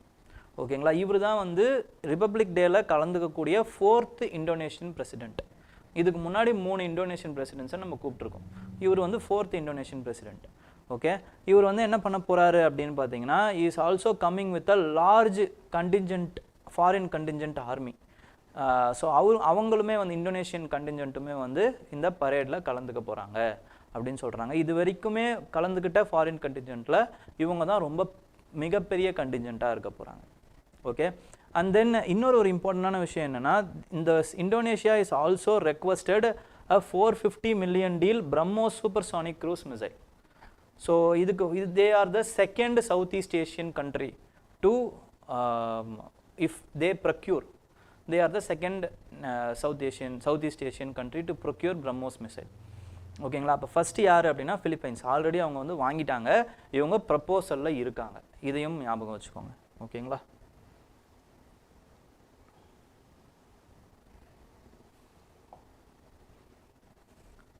Next is with respect to science and technology. Science and டெக்னாலஜியில் VVER அந்த வாட்டர் எலக்ட்ரிக் ரியாக்டர் அப்படின்னு சொல்லுவாங்க. ஓகேங்களா. இந்த reactor is been constructed by the Russia. அது என்ன ஏஜென்சி அப்படின்னா வந்து ராஸ்ஆட்டம் ஸ்டேட் கார்பரேஷன். ஓகேங்களா. அவங்க பிளான்டட் ஆட்டம் மாஷ் அப்படிங்கிற அந்த பிரிவு ஒன்று இருக்குது. இவங்களோட பிரிவு ராஸ்ஆட்டமோடைய பிரிவு ஆட்டம் மாஷ். அவங்க தான் வந்து கன்ஸ்ட்ரக்ட் பண்ணுறாங்க இந்த பிளான்ட்டை. இந்த மாதிரி கன்ஸ்ட்ரக்ட் பண்ணுறதுக்கு, இந்த மாதிரி ஒரு பிளான்ட்டை கன்ஸ்ட்ரக்ட் பண்ணுறதுக்கு அவங்களுக்கு 2 வருஷம் ஆகுமா to have a precision making. ஓகேங்களா. 2 வருஷம் எடுத்துக்கிட்டு தான் அந்த ப்ரிசைஸாக வந்து கன்ஸ்ட்ரக்ட் பண்ணுறாங்க. அண்ட் அந்த மாதிரி கன்ஸ்ட்ரக்ட் பண்ணும்போது ஒரு இந்தியன் ஆன்வாய் வந்து இருப்பார், இல்லைனா வந்து யாருக்கெல்லாம் கன்ஸ்ட்ரக்ட் பண்ணி கொடுக்குறாங்களோ அந்த நாட்டோடைய ஒரு ஆன்வாய் இருப்பார். அவர் வந்து பார்த்து அந்த கன்ஸ்ட்ரக்ஷனில் முழுசாக வந்து இன்ஸ்பெக்ஷன் பண்ணுவார், செக் பண்ணுவார், எல்லாமே அவருக்கு சாட்டிஸ்ஃபை ஆனால் தான் அதுக்கப்புறமா வந்து இந்த ப்ராடக்டை வந்து கொடுப்பாங்க. ஓகேங்களா? ஸோ அதுதான் வந்து procedure to construct a plant. Okay, அது எங்கேருந்து ஷிப் பண்ணப்படுது, அந்த இது வந்து எங்கேருந்து ஷிப் பண்ணப்படுது அப்படின்னு பார்த்தீங்கன்னா equipment in near the Novorossiysk seaport. ஓகேங்களா? அங்கேருந்து தான் ஷிப் பண்ணப்படுது. அந்த நோவோரோசியாக் சீபோர்ட் எங்கே இருக்குன்னா நியர் திஸ் கக்கோஷியன் மவுண்டன். ஓகேங்களா? ரஷ்யன் ஃபெடரேஷன் இது கீழே நோவோரோசியாக் சீபோர்ட் இருக்குது. It is near the sea of Azov. Sea of கீழே வந்து பிளாக் சி கீழே இருக்குது. ஸோ இந்த சி ஆஃப் அசோவும் ரொம்ப முக்கியம். ஓகேங்களா? உக்ரைனில் இந்த ரிவர் இருக்குது பார்த்தீங்களா, தீன்பர், இந்த ரிவர் ரொம்ப முக்கியம். இது வந்து பிளாக் சீல தான் வடியுது. ஓகேங்களா? நெக்ஸ்ட் வந்து சி ஆஃப் அசோவ் இருக்குது. இந்த சி ஆஃப் அசோவுக்கு இந்த ஸ்ட்ரெயிட்டுக்கு கீழே போனீங்க அப்படின்னா வந்து we will have black sea. Black சீலேருந்து இது வந்து பாஸ்போரஸ் ஸ்ட்ரெயிட்டுன்னு சொல்லுவாங்க. இந்த பாஸ்போரஸ் ஸ்ட்ரெயிட்டுக்குள்ளே நுழைஞ்சி சி ஆஃப் மர்மாரான்னு சொல்லுவாங்க. இந்த சி ஆஃப் மர்மாராக்குள்ளே வந்து ஏஜியன்சிக்குள்ளே வந்தீங்கன்னா you will get access to the Mediterranean C.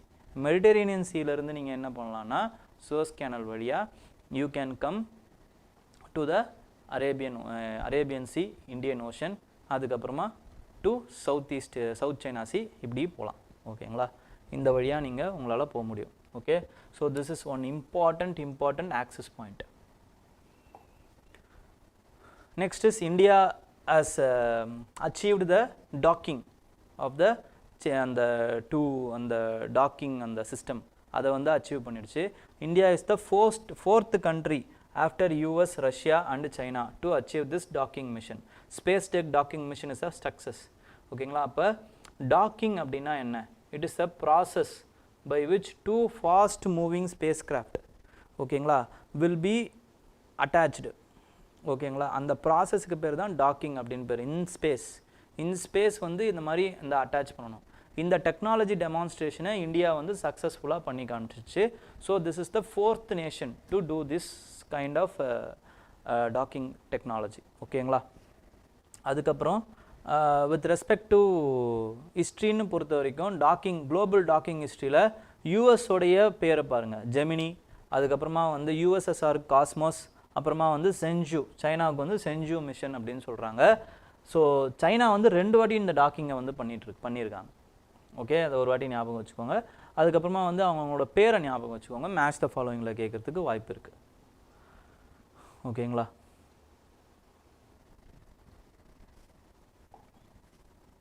Next வந்து ஸ்ரீஹரிகோட்டாவில் வந்து ஒரு தேர்ட் லான்ச்சிங் பேடை வந்து நம்ம கன்ஸ்ட்ரக்ட் பண்ண போகிறாங்க. ஓகே, நம்ம இந்தியா வந்து கன்ஸ்ட்ரக்ட் பண்ண போகுது. And it will be operational within 2029. 31லேருந்து லான்ச்சுக்கு வந்து ரெடி ஆக போகுது. ஓகேங்களா? 2031லேருந்து லான்ச்சுக்கு ரெடி ஆக போகுது. நெக்ஸ்ட் ஜென்ரேஷன் லான்ச் வெஹிக்கிள் அதெல்லாமே வந்து இந்த லான்ச் பேட்லேருந்து தான் லான்ச் பண்ண போகிறாங்க. ஓகே, ஸோ இந்த ஸ்ரீஹரிகோட்டாவை நம்ம ஏன் தேர்ந்தெடுத்தோம், இது எப்போ தேர்ந்தெடுத்திருக்கோம் அப்படின்னு பார்த்தீங்கன்னா, ஸ்ரீஹரிகோட்டா லான்ச்சிங் இது வந்து 1971லேருந்து இருக்குது. ஃபஸ்ட்டு லான்ச் வந்து நம்ம என்ன பண்ணோம்னா ரோஹிணி 125 சவுண்டிங் ராக்கெட்டை தான் வந்து நம்ம ஃபஸ்ட்டு லான்ச் பண்ணுறோம். And it has been renamed as Satish Dhawan launching station after the death of ISRO's chairman Satish Dhawan. ஏன்னா வந்து அவரோட பீரியடில் நிறைய சிக்னிஃபிகண்ட் அச்சீவ்மெண்ட் வந்து இஸ்ரோ வந்து மேக் பண்ணுறாங்க. அதனால் அவரை ஆனர் பண்ணுன்ற அந்த விதத்தில் இவரோட பேரை வந்து இஸ்ரோவுக்கு வந்து வைக்கிறாங்க. ஓகேங்களா? அப்போ இந்த ஸ்ரீஹரிகோட்டாவை ஏன் வந்து தேர்ந்தெடுக்கிறாங்க அப்படின்னா, எப்பயுமே ஒரு லான்ச்சிங் பேட் அப்படின்னு எடுத்துக்கிட்டிங்கன்னா மேக்ஸிமம் அது வந்து ஈக்குவேட்டரில் தான் இருக்கும். ஓகேங்களா? இது எர்த் அப்படின்னு வச்சுக்கோங்க. ஈக்குவேட்டருக்கு பக்கத்தில் இல்லைனா ஈக்குவேட்டரில் தான் வந்து என்ன இருக்குன்னு பார்த்தீங்கன்னா இந்த லான்ச்சிங் பேட் இருக்கும். அப்போ நமக்கு ஈக்குவேட்டர் பக்கத்தில் எது இருக்குது அப்படின்னா ஸ்ரீஹரிகோட்டா இருக்குது. கீழே வந்து இப்போ குலசேகரப்பட்டினத்துலேயும் நம்ம ஒரு ஸ்பேஸ் ராக்கெட் அந்த பார்க்கை வந்து நம்ம கட்ட போகிறோம், அது தனி. ஓகேங்களா? அது இல்லாமல் ஸ்ரீஹரிகோட்டாவில் நம்ம கட்டியிருக்கோம். ஏன் சார் அப்படின்னா, இப்போது நம்மளுக்கு இந்த ஈக்குவேட்டர் பார்ட் இருக்குல்ல, இந்த ஈக்குவேட்டர் அப்புறமா வந்து அதுக்கு மேலே இருக்க பார்ட் வந்து வேகமாக சுற்றும் comparing to the polar part கம்மியாக தான் சுற்றும். இது வந்து வேகமாக சுற்றும். ஏன்னா அப்போ தான் வந்து ஒரே டைமில் வந்து எர்த் வந்து சுத்த முடியும். அந்த வெலாசிட்டியை அப்போ தான் வந்து கரெக்டாக மெயின்டைன் பண்ணும். அப்போ இதோட வெலாசிட்டி இந்த இருக்கக்கூடிய இந்த ஈக்குவேட்டர் பார்ட்டில் இருக்கக்கூடிய அந்த பகுதியில் இருக்கக்கூடிய வெலாசிட்டி கொஞ்சம் அதிகம்.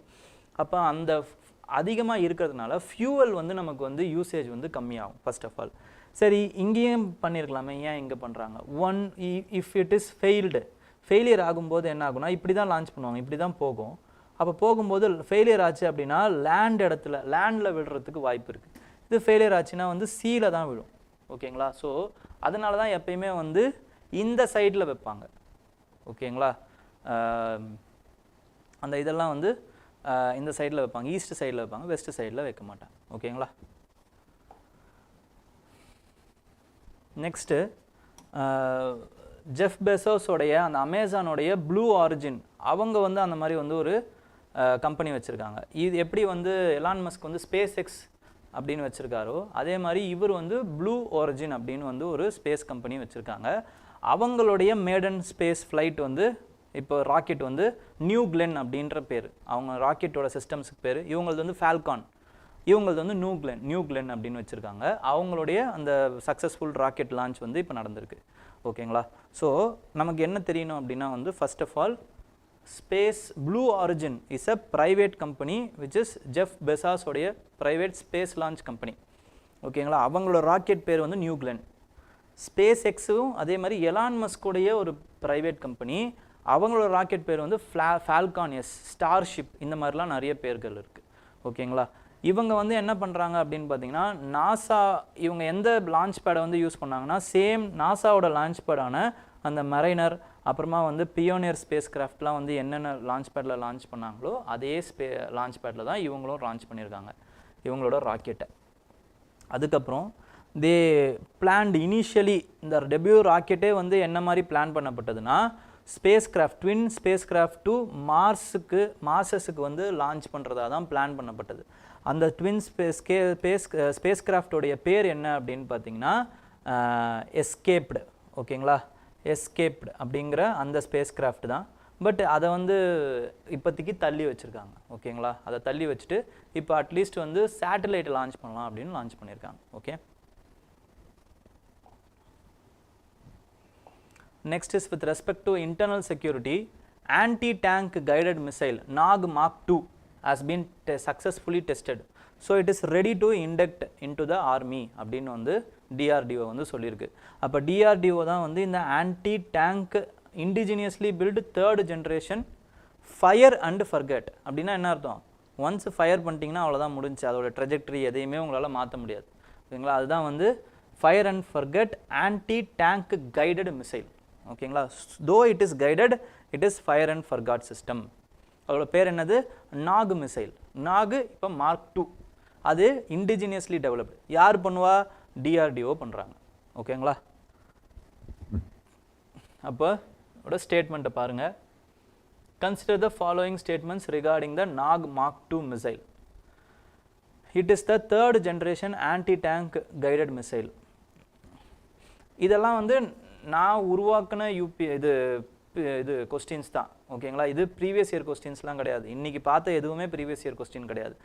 In case if it is a previous year question, நான் என்ன பண்ணியிருப்பேன்னா அதுக்கு பக்கத்துலேயே வந்து எந்த வருஷம் இது கேட்கப்பட்டதுன்னு சேர்த்து தான் போடுவேன். ஓகேங்களா? These are all practice questions only. Okay, don't get confused. Okay, it is the third generation anti tank guided missile developed indigenously by DRDO. This statement is correct. The missile operates on the fire and forget mechanism. This is also correct. It is specifically designed for long range ballistic missile அப்படிங்கிறது தப்பு. ஓகேங்களா? third one is wrong.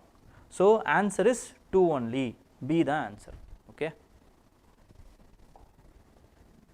Next, submarine and 2 warship has been commissioned in one go.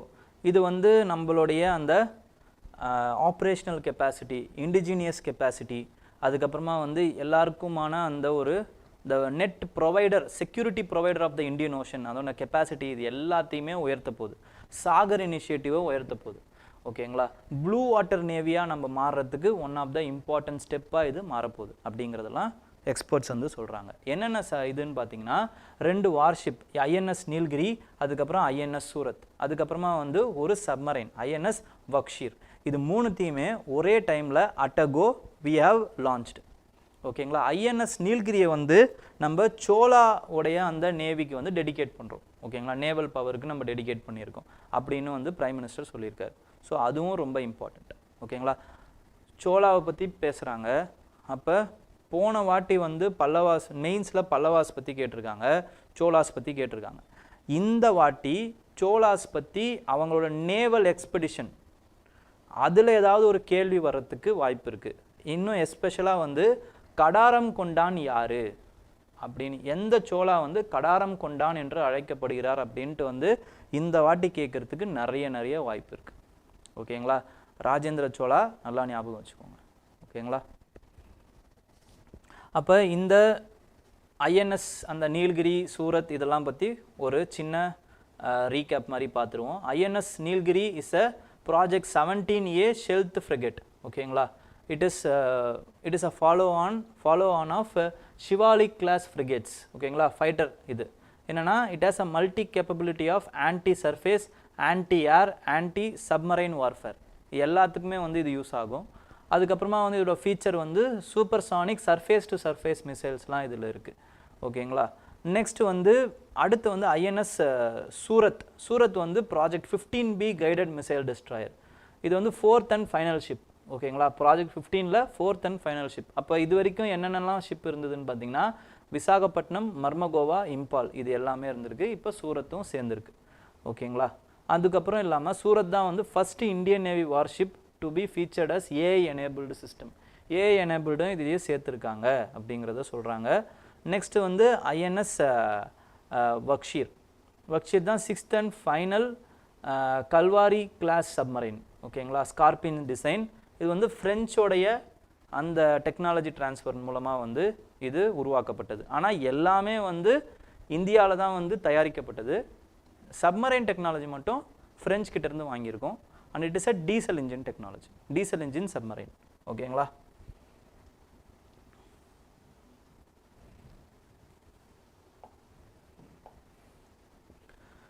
So இப்போ அடுத்து வந்து economics பார்க்குறோம். எக்கனாமிக்ஸில் நம்ம already வந்து அந்த நியர் அதுக்கப்புறமா வந்து ரியர் இந்த கான்செப்ட் கொஞ்சம் ஓரளவுக்கு வந்து உங்களுக்கு சொல்லியிருப்பேன். அதோடைய கண்டினியூவேஷனாக கூட இதை நீங்கள் எடுத்துக்கலாம். This is another important article. ஓகேங்களா. ஸோ இதை பார்க்கும் பொழுது இம்பேக்ட் ஆஃப் ருப்பி வீக்னஸ். இப்போ நான் ஆல்ரெடி அன்றைக்கே சொன்னேன். என்ன சொன்னேன்? 86 மார்க்கை தொடப்போகுது அப்படின்னு சொன்னேன். சைக்காலஜிக்கல் பேரியர் ஆஃப் 86 காலி. ஓகேங்களா. It has been crossed. Sir எதனால் சார் இந்த மாதிரி ஆகுது, ஏன் இப்படி ஆகுது அப்படின்லாம் நம்ம தெரிஞ்சுக்கிறதுக்கு there are some important concepts in the economy. இதையும் நீங்கள் தெரிஞ்சுக்கணும். இதிலேருந்து எப்படியும் ஒரு கேள்வி வரும்னு நான் நினைக்கிறேன். ஓகேங்களா. Nominal rate of interest, real exchange rate, nominal exchange rate, real exchange rate, near rear, இந்த 4 கான்செப்ட். அதுக்கப்புறம் இதை ஃபாலோ பண்ணுறதுக்கு RBI will follow 3 important mechanisms. என்னென்ன அப்படின்னு பார்த்தீங்கன்னா ஃபிக்ஸ்டு ரேட்டு, அப்புறமா வந்து ஃப்ளோட்டிங் ரேட்டு, அப்புறம் மேனேஜ்டு ஃப்ளோட்டிங் ரேட்டு. அப்போ இந்த கான்செப்டும் நீங்கள் தெரிஞ்சுக்கணும். ஸோ இந்த கான்செப்ட்ஸு இந்த 6 கான்செப்ட்ஸும் தெரிஞ்சுக்கிட்டு தென் டிப்ரிஷியேட் ஆவதுனால என்னென்னலாம் இம்ப்ளிகேஷன்ஸ்னு உங்களுக்கு தெரியணும். இந்த கான்செப்ட்ஸ் எல்லாத்தையும் தான் நம்ம ஓவராலாக இப்போ பார்க்க போகிறோம். ஓகேங்களா. அப்போ பார்க்கும்போது நமக்கு there is a concept called as nominal exchange rate. nominal exchange rate னா என்ன சார் அப்படின்னா உங்களுடைய டொமஸ்டிக் கரன்சிக்கு ஃபாரின் கரன்சிக்கு நீங்கள் எவ்வளோ கொடுப்பீங்க, இந்த ஈக்குவேஷன் அந்த வேல்யூ இதுக்கு இஸ் ஈக்குவல் டு இவ்வளோ வேல்யூ அப்படின்னு இருக்குல்ல, அதுதான் nominal exchange rate. For example நான் ஒரு ருப்பி ஒரு டாலருக்கு நான் எவ்வளோ ருப்பி கொடுப்பேன், எவ்வளோ ருப்பி கொடுத்து இந்த டாலரை வாங்குவேன் சார் அப்படின்னா இஸ் ஈக்குவல் டு 85 ருப்பீஸ்ன்னு வச்சுக்கோங்க ஒரு எக்ஸாம்பிளுக்கு. Then my 85 rupees is equal to $1 அப்படின்னு அர்த்தம். This exchange is called as nominal exchange rate. Nominal exchange rate. Okay.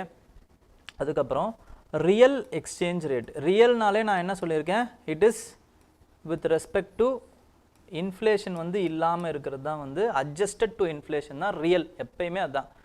Okay, nominal adjusted to inflation is equal to real. அப்போ இதில் என்ன பண்ணுறாங்கன்னு பார்த்தீங்கன்னா காசாக பார்க்காம பொருளாக பார்க்குறாங்க, கூட்ஸாக பார்க்குறாங்க. அப்போ அவங்களுடைய foreign goods is how much is equal to my domestic goods அப்படின்னு பார்க்குறாங்க. இதுதான் வந்து என்னன்னு பொறுத்த வரைக்கும் பார்த்தீங்கன்னா இந்த ரியல் எக்ஸ்சேஞ்ச் ரேட். ஓகே, இப்போ நாமினல் எக்ஸ்சேஞ்ச் ரேட்டுக்கு வருவோம். இந்த nominal exchange rate is completely subjected to the demand and supply of the foreign currency. அப்போ டிமாண்டும் சப்ளையும் வந்து டிமாண்ட் வந்து அதிகமாக இருக்குது சார் அப்படின்னா என்ன ஆகும், this amount will appreciate. Supply அதிகமாக இருக்குது சார் அப்படின்னா this amount will depreciate. ஓகேங்களா சார், டிமாண்ட் எப்போ சார், அந்த சப்ளை எப்போ சார் அதிகமாக இருக்கும், when is the scenario will the dollar supply will increase. Two scenarios are there. ஒன்று எக்ஸ்போர்ட் வந்து இன்க்ரீஸ் ஆகணும், அப்போ current account will increase, so demand of the supply of the dollar will increase. அதுக்கப்புறம் இந்த investment இருக்குது பார்த்தீங்களா, investment should increase. Investment increase ஆகும்போது capital account of the dollar will increase. FDI, FII இதெல்லாம் increase ஆகும்போது நமக்கு ஸோ இதுதான் வந்து சப்ளை வந்து இன்க்ரீஸ் ஆகுறது. சப்ளை இப்போ இதை அப்படியே ரிவர்ஸ் பண்ணுங்கள், டிமாண்ட் இன்க்ரீஸ் ஆகிடும். That's all. இந்த சினாரியோவை நீங்கள் அப்படியே வந்து ரிவர்ஸ் பண்ணுறீங்க அப்படின்னா திஸ் டிமாண்ட் வில் இன்க்ரீஸ். அப்போ டிமாண்ட் இன்க்ரீஸ் ஆகும்போது என்ன ஆகும், your rupee will depreciate. Supply increase ஆகும்போது your rupee will appreciate. Nominal exchange rate will appreciate. Demand இருக்கும்போது, டிமாண்டு வந்து அதிகமாகும்போது நாமினல் எக்ஸ்சேஞ்ச் ரேட் அந்த ருப்பி வந்து என்ன ஆகும் அப்படின்னு பார்த்தீங்கன்னா டிப்ரிஷியேட் ஆகிடும். இவ்வளோ தான். இந்த கான்செப்ட் வந்து உங்களுக்கு புரிஞ்சிருக்கும்னு நான் நினைக்கிறேன். ஓகேங்களா, இப்போ இந்த மாதிரி வந்து டிப்ரிஷியேட் ஆகுது,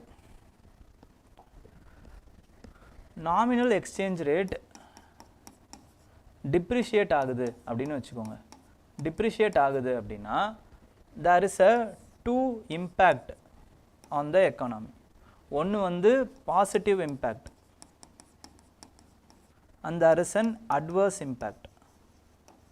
பாசிட்டிவ் இம்பேக்ட் என்ன சார் அப்படின்னா your export potential can increase. நல்லா நல்லா புரிஞ்சு வச்சுக்கோங்க, இந்த வார்த்தை ரொம்ப முக்கியம். இந்த கேன் அப்படின்னு இருக்குல்ல, இந்த கேன் அப்படிங்கிறது முக்கியம். ஓகேங்களா, கேன் இன்க்ரீஸ். டிப்ரிஷியேட் ஆனாலே உங்களோட எக்ஸ்போர்ட் வில் இன்க்ரீஸ் அப்படின்னா அது தப்பு. It can increase, it may increase, இப்படி தான் சொல்ல முடியும். ஓகேங்களா, ப்ரொவைடட் உங்களுக்கு ரெண்டு சினாரியோ இருக்குது.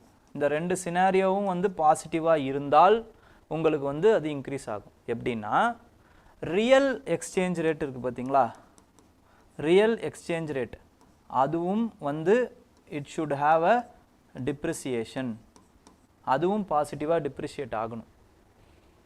ஓகேங்களா, அப்படின்னா என்ன அர்த்தம்னா உங்களோட டொமஸ்டிக் கூட்ஸ் இருக்குது பார்த்தீங்களா, that should be greater than foreign goods. அப்போ டொமஸ்டிக் கூட்ஸோட மணி வந்து ஃபாரின் கூட்ஸோட மணியை விட வந்து அதிகமாக இருந்ததுன்னு வச்சுக்கோங்களேன், உங்களுடைய export will have a competitiveness, உங்களுடைய export will have a preference. ஓகேங்களா, அதான் சாரி, ஃபாரின் கூட்ஸோடைய வேல்யூவை விட டொமஸ்டிக் கூட்ஸோட வேல்யூ ஷுட் பி லெஸ். ஓகேங்களா, லெஸ் அப்படின்னா you will have a competitive, உங்களோட domestic goods will have a competitive pricing. Okay, இந்த சினாரியோ தான் வந்து என்ன அப்படின்னு பார்த்தீங்கன்னா உங்களோட எக்ஸ்போர்ட் பொட்டன்ஷியலை ஏற்றக்கூடிய சினாரியோ. ஓகேங்களா, அப்போது அட்வர்ஸ் எஃபெக்ட் என்ன சார் அப்படின்னா there is a cost called as variable cost. Variable cost. by the trading companies which is trading. ஓகேங்களா, because some companies will import some items. Import பண்ணும்போது என்ன ஆகும், நிறைய காசு கொடுத்து வாங்க, டாலர்ஸில் காசு கொடுத்து வாங்க வேண்டியதாக இருக்கும். அப்போ அந்த variable cost will form inflation in domestic scenario. டொமஸ்டிக்கில் இன்ஃப்ளேஷன் அதிகமாகும் போது த டொமஸ்டிக் கூட்ஸோடைய ப்ரைஸ் வில் இன்க்ரீஸ்.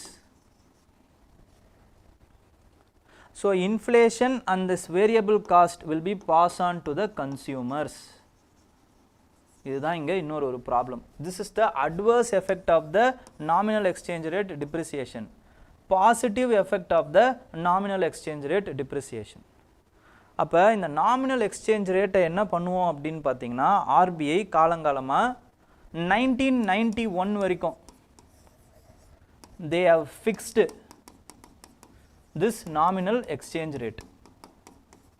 எக்ஸ்சேஞ்ச் ரேட்டை வந்து கம்மி ஆகவே விடாமல் they have fixed it. ஓகேங்களா, this concept is called as fixed exchange rate.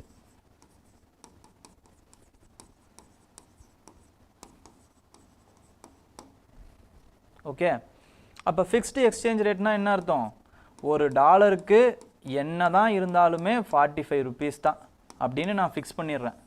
அப்போ இந்த 45 ருபீஸுக்கு கீழே நான் டிவேல்யூ பண்ணவே விட மாட்டேன். அப்போ எப்பப்பெல்லாம் டாலரோடைய அந்த சப்ளை வந்து கம்மியாகுதோ அப்போல்லாம் நான் என்ன பண்ணுவேன், I will use my forex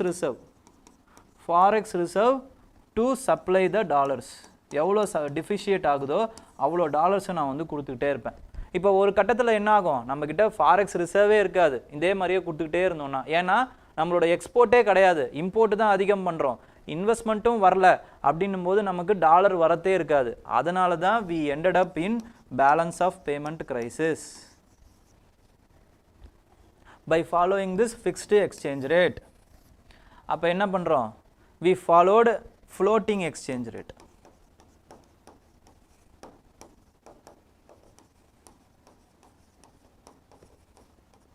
where we will freely allow the dollar and rupees to be determined by the demand and supply of the market.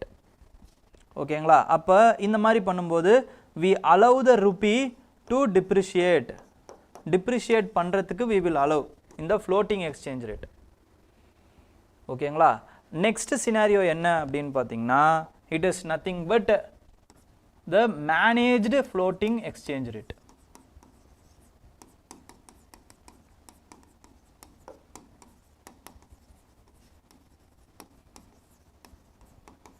managed floating exchange rate. Sir இந்த scenario என்ன sir, இது we will use both the technique where we will use our forex reserve, also we will devalue our currency. இது ரெண்டுத்தையுமே use பண்ணுவோம், manage பண்ணுவோம். ஓகேங்களா, ஏன்னா ஒரு த்ரெஷோல்டு சர்டன் த்ரெஷோல்டுக்கு கீழே வந்து அது குறைஞ்சிடக்கூடாது அப்படிங்கிறதுனால we are managing it. ஓகேங்களா, 2010 கிரைசிஸில் டாலர் வரத்து கம்மியாச்சு. அதுக்கப்புறமா வந்து ஆஃப்டர் கோவிடும் அதே மாதிரி டாலர் வரத்து கம்மியாச்சு. அப்போல்லாம் நம்ம என்ன பண்ணோம் அப்படின்னு பார்த்தீங்கன்னா, இந்த ஃபிக்ஸ்டு ரேட்டில் நம்ம நிறைய ஃபாரெக்ஸையும் விட்டோம். ஆனால் டாலர் வரத்து எப்போ வந்து அதிகமாகுதோ supply because of the investment வந்து அதிகமாகும்ல, அப்போ டாலர் வந்து நிறைய வந்துக்கிட்டே இருக்கும். அப்போ RBI has not allowed the rupee to appreciate. இது ரொம்ப இம்பார்ட்டன்ட், இந்த கேஸ் வந்து ரொம்ப இம்பார்ட்டன்ட். ஏன் நம்ம அப்ரிஷியேட் பண்ண விடலை அப்படின்னா, because we feared that we will lose our export competitiveness. Export competitiveness நம்ம வந்து தவற விட்டுருவோம், நம்ம இன்னும் அதிகமாக ஏர்னிங் பொட்டென்ஷியல், ஏன்னா வந்து பாசிட்டிவ் அந்த இது இருக்கும் நம்மக்கிட்ட. ஓகேங்களா, டிப்ரிஷியேட் ஆகும்போது பாசிட்டிவ் எஃபெக்ட் வந்து நமக்கு இருந்துகிட்டே இருந்துச்சு. அப்போ அதனால டிப்ரிஷியேட் ஆகாமல் அப்ரிஷியேட் ஆச்சுன்னா எங்கடா குறைஞ்சிட போதோ எக்ஸ்போர்ட் பொட்டென்ஷியல் அப்படிங்கிறதுனால we didn't allow to appreciate rupee to be appreciated. அதனால் அந்த சினாரியோ வந்து ஒரு யூனிக் சினாரியோவாக நமக்கு வந்துருச்சு. ஓகேங்களா, where the indices of near and rear has been decoupled from the economy.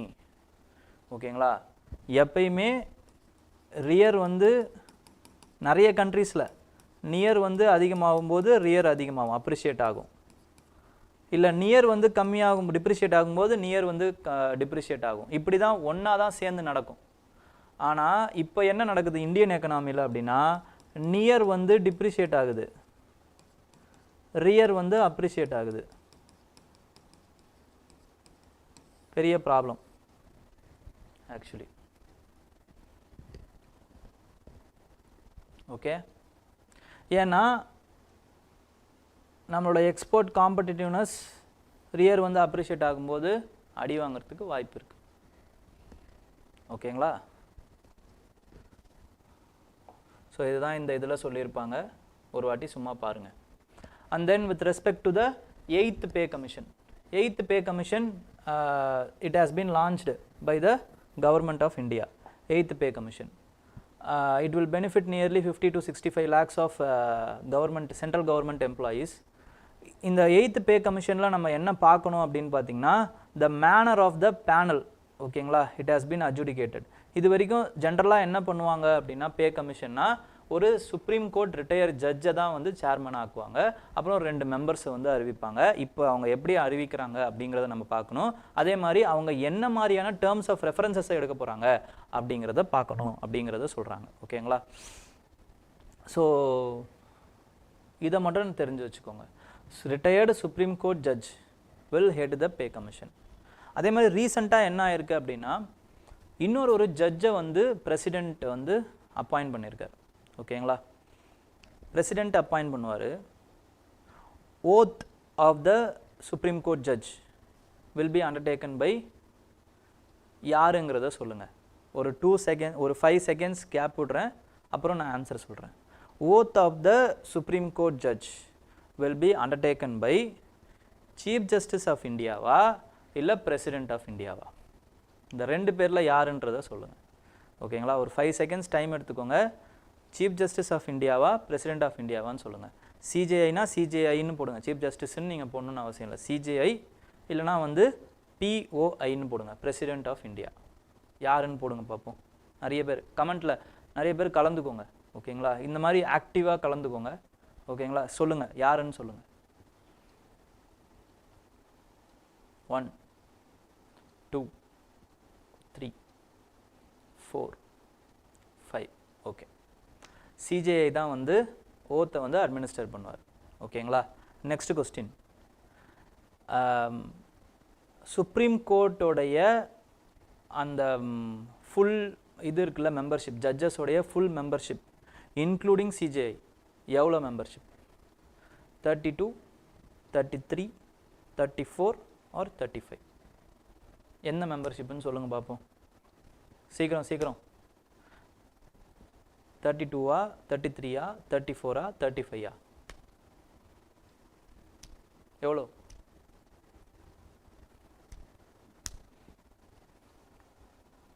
34. Okay,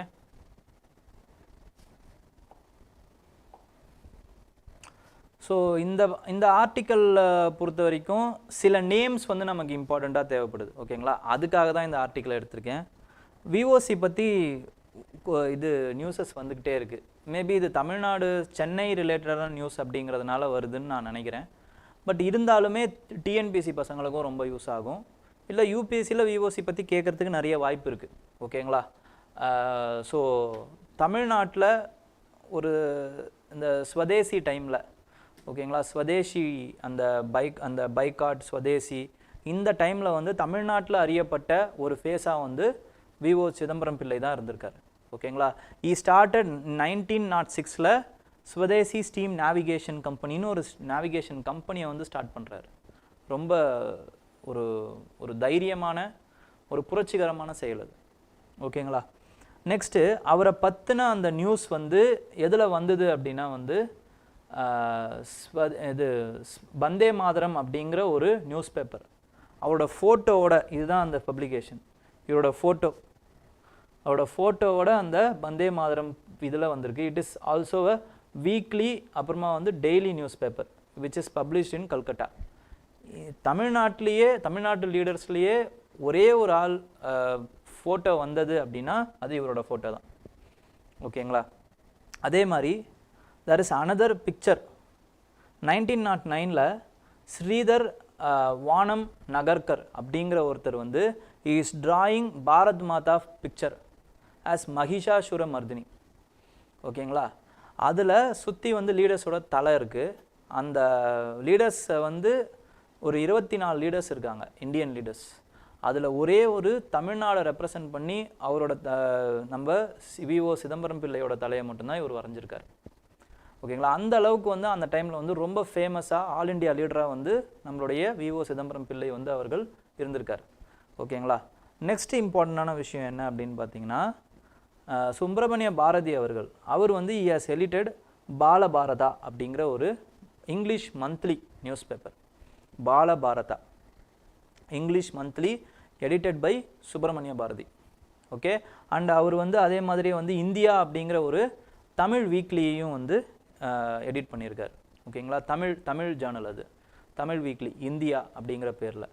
இந்த பாலபாரதா அப்படிங்கிற அந்த புக்கை, அந்த நியூஸ் பேப்பரை மகாத்மா காந்தி அவர்கள் இந்தியன் ஒப்பீனியனில், அது வந்து ஒரு வீக்லி சவுத் ஆஃப்ரிக்காவில் இருக்கும்போதே தொடங்கிட்டார். அந்த வீக்லியில் வந்து அவர் வந்து மென்ஷன் பண்ணியிருக்காரு. ஓகேங்களா? இந்த விஷயங்கள்லாம் மட்டும் உங்களுக்கு தெரிஞ்சால் போதும் இந்த நியூஸில். ஓகே.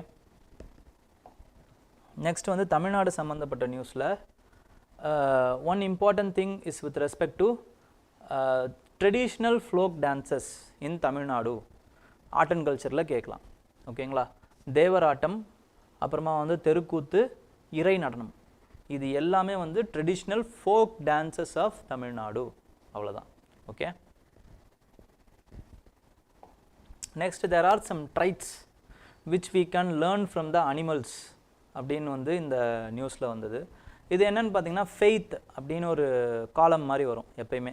அது மேக்ஸிமம் வந்து நம்ம யூபிஎஸ்சிக்கு தேவையில்லாது தான் இருக்கும். பட் சில நேரங்களில் அது வந்து தேவைப்படுற சில விஷயங்களை சொல்லியிருப்பாங்க. ஓகேங்களா? அப்போ லெசன்ஸ் ஃப்ரம் அனிமல்ஸில் பொறுத்த வரைக்கும் மலையமான் என்ன சொல்கிறாரு அப்படின்னா, எப்பயுமே வந்து நமக்கு வந்து ஃபிசிக்கல் ஸ்ட்ரென்த்து, அதுக்கப்புறமா வந்து ஸ்ட்ரென்த் மட்டுமே நம்பி நம்ம இருக்க முடியாது. அதுக்கு ஒரு எக்ஸாம்பிளை சொல்கிறாரு. எலிஃபெண்ட் எடுத்துக்கோங்க. எலிஃபெண்ட்டை வந்து பார்த்தா ஆணையை கண்டா வந்து படையே நடுங்கும் அப்படின்னு சொல்லுவாங்க. பாம்பை கண்டாலும் சொல்லுவாங்க. பட் ஆணையை கண்டாலும் அந்த படை நடுங்கும். இன்னொன்று சொல்லப்போனால் ஆணைப்படைனே ஒரு படை நம்ம வச்சுருக்கோம். ஆனால் இருந்தாலுமே அந்த டெரைன் பேஸ்டு அதோட ஸ்ட்ரென்த் வந்து மாறிப்போகுது. இப்போ ஒரு சதுர்ப்பு நிலத்தில் வந்து ஒரு எலிஃபெண்ட் மாட்டிக்குது அப்படின்னு வச்சுக்கோங்க. எலிஃபெண்ட் கிட்டேயே வர முடியாமல் பயப்படுற ஒரு நரி கூட எலிஃபெண்ட்டோட மேலே ஏறி அதை சாப்பிட ஆரம்பிக்கும். அப்போ எங்கே இருக்கோம், எங்கே எந்த ஸ்ட்ரென்த்தை வெளிப்படுத்துகிறோம் அப்படிங்கிறது ரொம்ப முக்கியமாகுது. ஓகேங்களா? நெக்ஸ்ட்டு அதே மாதிரி இன்னொரு விஷயம் திருவள்ளுவர் என்ன சொல்கிறாரு அப்படின்னு பார்த்தீங்கன்னா, they are also saying about புறநானூரில் என்ன சொல்கிறாங்க அப்படின்னு பார்த்தீங்கன்னா, அந்த விஷயத்த சொன்னது திருவள்ளுவர் திருக்குறளில் சொல்லியிருக்காரு. அதை புறநானூரில் வந்து என்ன சொல்கிறாங்க அப்படின்னு பார்த்தீங்கன்னா, எப்பயுமே ஒரு தீஃபிங் ராட்ஸ், அதாவது வந்து யார் வந்து ஒரு எலிய போல வந்து செயல்படுறாங்களோ அவங்க கூட நீங்கள் ஃப்ரெண்டாகவே இருக்காதீங்க. அப்போ ஒரு எலி என்ன பண்ணும் அப்படின்னு பார்த்தீங்கன்னா, திருடி அதோட பொசிஷனில் அடைச்சி வச்சுக்கும். ஓகேங்களா? அந்த மாதிரி இருக்கக்கூடிய நபர்கள் நிறைய பேர் இருக்காங்க. அவங்க கூடலாம் எப்பயுமே பழகாதீங்க. அவங்களால உங்களுக்கு எந்த ஒரு நன்மையும் வரப்போகிறதில்ல. அப்போ அந்த எலி மாதிரி இருக்கிறவங்கள நீங்கள் வச்சுக்காதீங்க அப்படிங்கிறாங்க. ஓகேங்களா? புறநானூறு இதை சொல்லுது. நெக்ஸ்ட்டு வந்து திருவள்ளுவர் இன்னொரு திருக்குறளில் என்ன சொல்கிறாரு அப்படின்னா, ஒரு ஆடு மாதிரி இருங்க அப்படிங்கிறாங்க. ஆடுக்கு தெரியும் எப்போ வந்து ஃபைட் பண்ணணும், எப்போ பின்னாடி ஒதுங்கணும் எப்போ அப்படிங்கிறது ஒரு ஆட்டுக்கு தெரியும். அதே மாதிரி மனுஷங்களும் அவங்களோட பேட்டில்ஸை வந்து சினாரியோஸை வந்து கரெக்டாக வந்து சூஸ் பண்ணணும். ஆர்கியூமெண்ட்டுன்னு ஒன்று வருது அப்படின்னா எப்போ வந்து அமைதியாகணும், எப்போ வந்து ஒரு நல்ல விஷயங்களை சொல்லணும் அப்படிங்கிறது நமக்கு தெரியும். Then only we can win that argument. எப்பயுமே பேசிக்கிட்டே இருக்கக்கூடாது அப்படிங்கிறத சொல்கிறாங்க. கலித்தொகையிலையும் என்ன சொல்கிறாங்க அப்படின்னா, செல்ஃப்லெஸ்னஸ் ஆஃப் அ எலிஃபெண்ட், அதை பற்றி பேசுகிறாங்க. ஓகேங்களா? ஒரு ஆண் எலிஃபெண்ட் ஒரு பெண் எலிஃபெண்ட் இருக்குது அப்படின்னா, ஒரு ஆண் எலிஃபெண்ட் என்ன பண்ணுன்னா, ஒரு பெண் எலிஃபெண்ட்டுக்குடைய அந்த தாகத்தை ஃபஸ்ட்டு தணிக்கிற வரைக்கும் வெயிட் பண்ணுமா, அப்புறமா தான் இதோடைய தாகத்தை இது தணிச்சுக்கும் அப்படிங்கிற மாதிரி சொல்கிறாங்க. கலித்தொகையில் பேசியிருக்காங்க. இந்த மாதிரி அனிமல்ஸோட பிஹேவியர்லேருந்து நம்ம கற்றுக்க வேண்டியது நிறைய இருக்குது அப்படிங்கிறத இதில் பேசுகிறாங்க. ஓகேங்களா? ஸோ இன்னியோட டிஎன்டி இதோட முடியுதுங்க. ஏதாவது டவுட்ஸ் இருந்தால் you can ask me.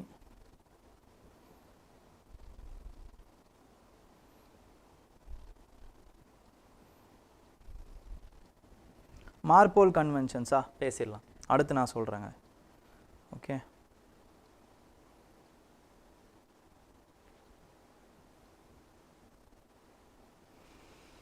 Optional daily PYQ,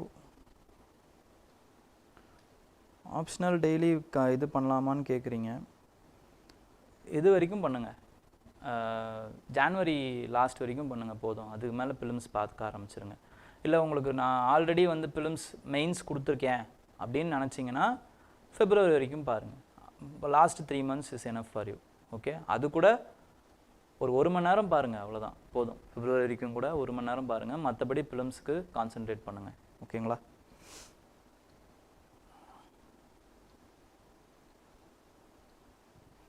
mains geography ஆப்ஷனலா? ஜாகிரஃபி ஆப்ஷனல் எப்படி ப்ரிப்பேர் பண்ணுறது, ஜாகிரஃபி சார்ஸ் தான் வந்து சொல்லணும். ஓகேங்களா? அந்த ஐடியாஸ் நான் என்னால் சொல்ல முடியாது. ஜாகிரஃபி சார்கிட்ட யார்கிட்டனா கேளுங்க, மென்டார்கிட்ட யார்கிட்டனா கேளுங்க. ஓகேங்களா?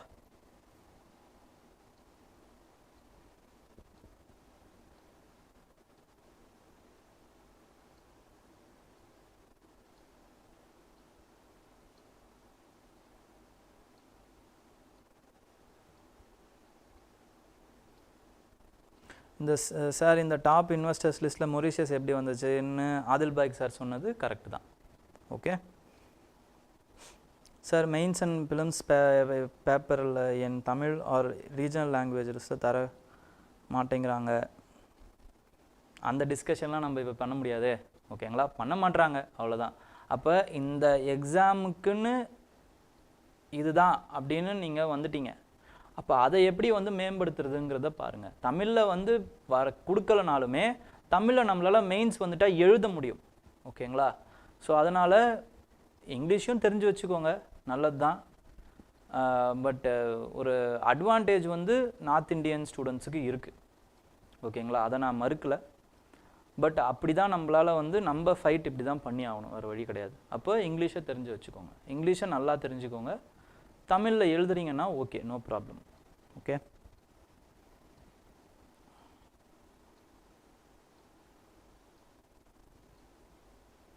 ஃபாரின் ரிசர்வ்ஸை யூஸ் பண்ணி சால்வ் பண்ணலாம். ஆனால் ஃபாரின் ரிசர்வ்ஸ் இருக்கணும்ல உங்களுக்கு, யூஸ் பண்ணிகிட்டே இருக்கும்போது காலி ஆகிடும்.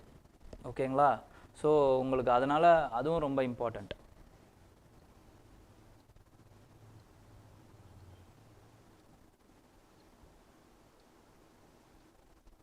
டாலரில் செல் பண்ணால் டாலர் சப்ளை இன்க்ரீஸ் ஆகும், டிமாண்ட் டிக்ரீஸ் ஆகும், அண்ட் ருப்பீஸ் ஸ்டேபிள் ஆகும் தானே? ஆமாம், கரெக்டு தான், எல்லாமே கரெக்டு தான். ஓகேங்களா? ஆனால் யூஸ் பண்ணிக்கிட்டே இருந்தீங்கன்னு வச்சுக்கோங்களேன், உங்களுக்கு டாலர் அந்த ஃபாரெக்ஸ் ரிசர்வ் வந்து டிப்ளீட் ஆகிடும். அதுதான் நான் சொன்னேன், 1991 பேலன்ஸ் ஆஃப் பேமெண்ட் கிரைசிஸ் வந்ததுக்கான காரணமும் இதுதான். நம்ம வந்து ஃபிக்ஸ்டு எக்ஸ்சேஞ்ச் ரேட் யூஸ் பண்ணது தான் காரணம். ஓகேங்களா?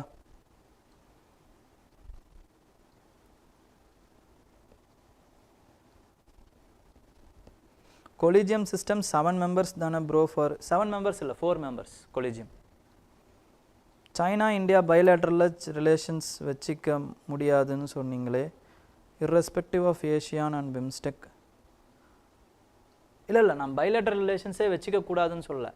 இந்த மாதிரி டெரிட்டோரியல் டிஸ்பியூட்ஸ் வந்து நெகோஷியேட் பண்ணும்போது we can have a combined forum during the negotiations like ASEAN அப்படின்னு நான் சொல்கிறேன், வேறு ஒன்றும் இல்லை. அப்படின்னு நான் சொல்லலை, அந்த ஆத்தர் வந்து சொல்கிறார். ஓகே, அவங்களுடைய பெர்ஸ்பெக்டிவ் அது. இப்போ இந்த மாதிரியான பெர்ஸ்பெக்டிவ்ஸ்லாம் நம்ம தெரிஞ்சிக்கும் போது தான் நிறைய பாயிண்ட்ஸ், நிறைய சஜஷன்ஸ், நிறைய வே ஃபார்வர்டு, சேலஞ்சஸ், இம்ப்ளிகேஷன்ஸ், இது எல்லாத்தையுமே நம்மளால் எழுத முடியும். அதுக்காக தான் நம்ம வந்து இதெல்லாம் பார்க்குறோம். இன்டகிரேட்டடாக we are studying, that's all. Okay,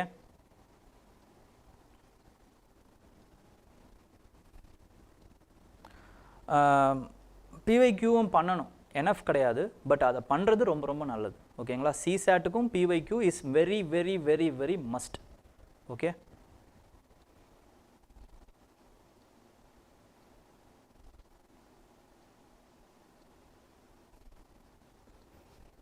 oil crisis, oil refinery crisis பற்றி பிலிம்ஸுக்கு இல்லை, இந்த மாதிரி அம்பன் டோட்டாலாக ஆயில் ரிஃபைனரி வரப்போகுதுன்னு தெரிஞ்சு வச்சுக்கோங்க, அது போதும்.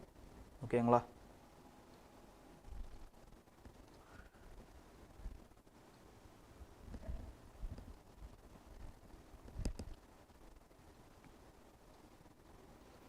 என்ன சொல்யூஷன் நியர் அண்ட் ரியர் வந்து அந்த இதுக்கு என்ன சொல்யூஷன் அப்படின்னா, the RBI has to formulate, ஓகேங்களா, some monetary policies.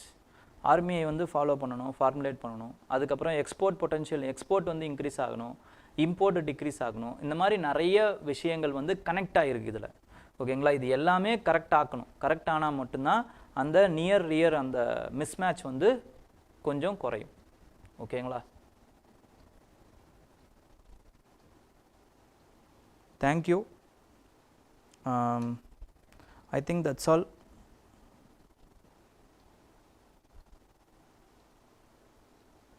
ஓகே, பண்ணிடலாம். மால்பூர் கன்வென்ஷன் பண்ணிடலாம். Okay, thank you. All the best. ஜாலியாக இருங்க.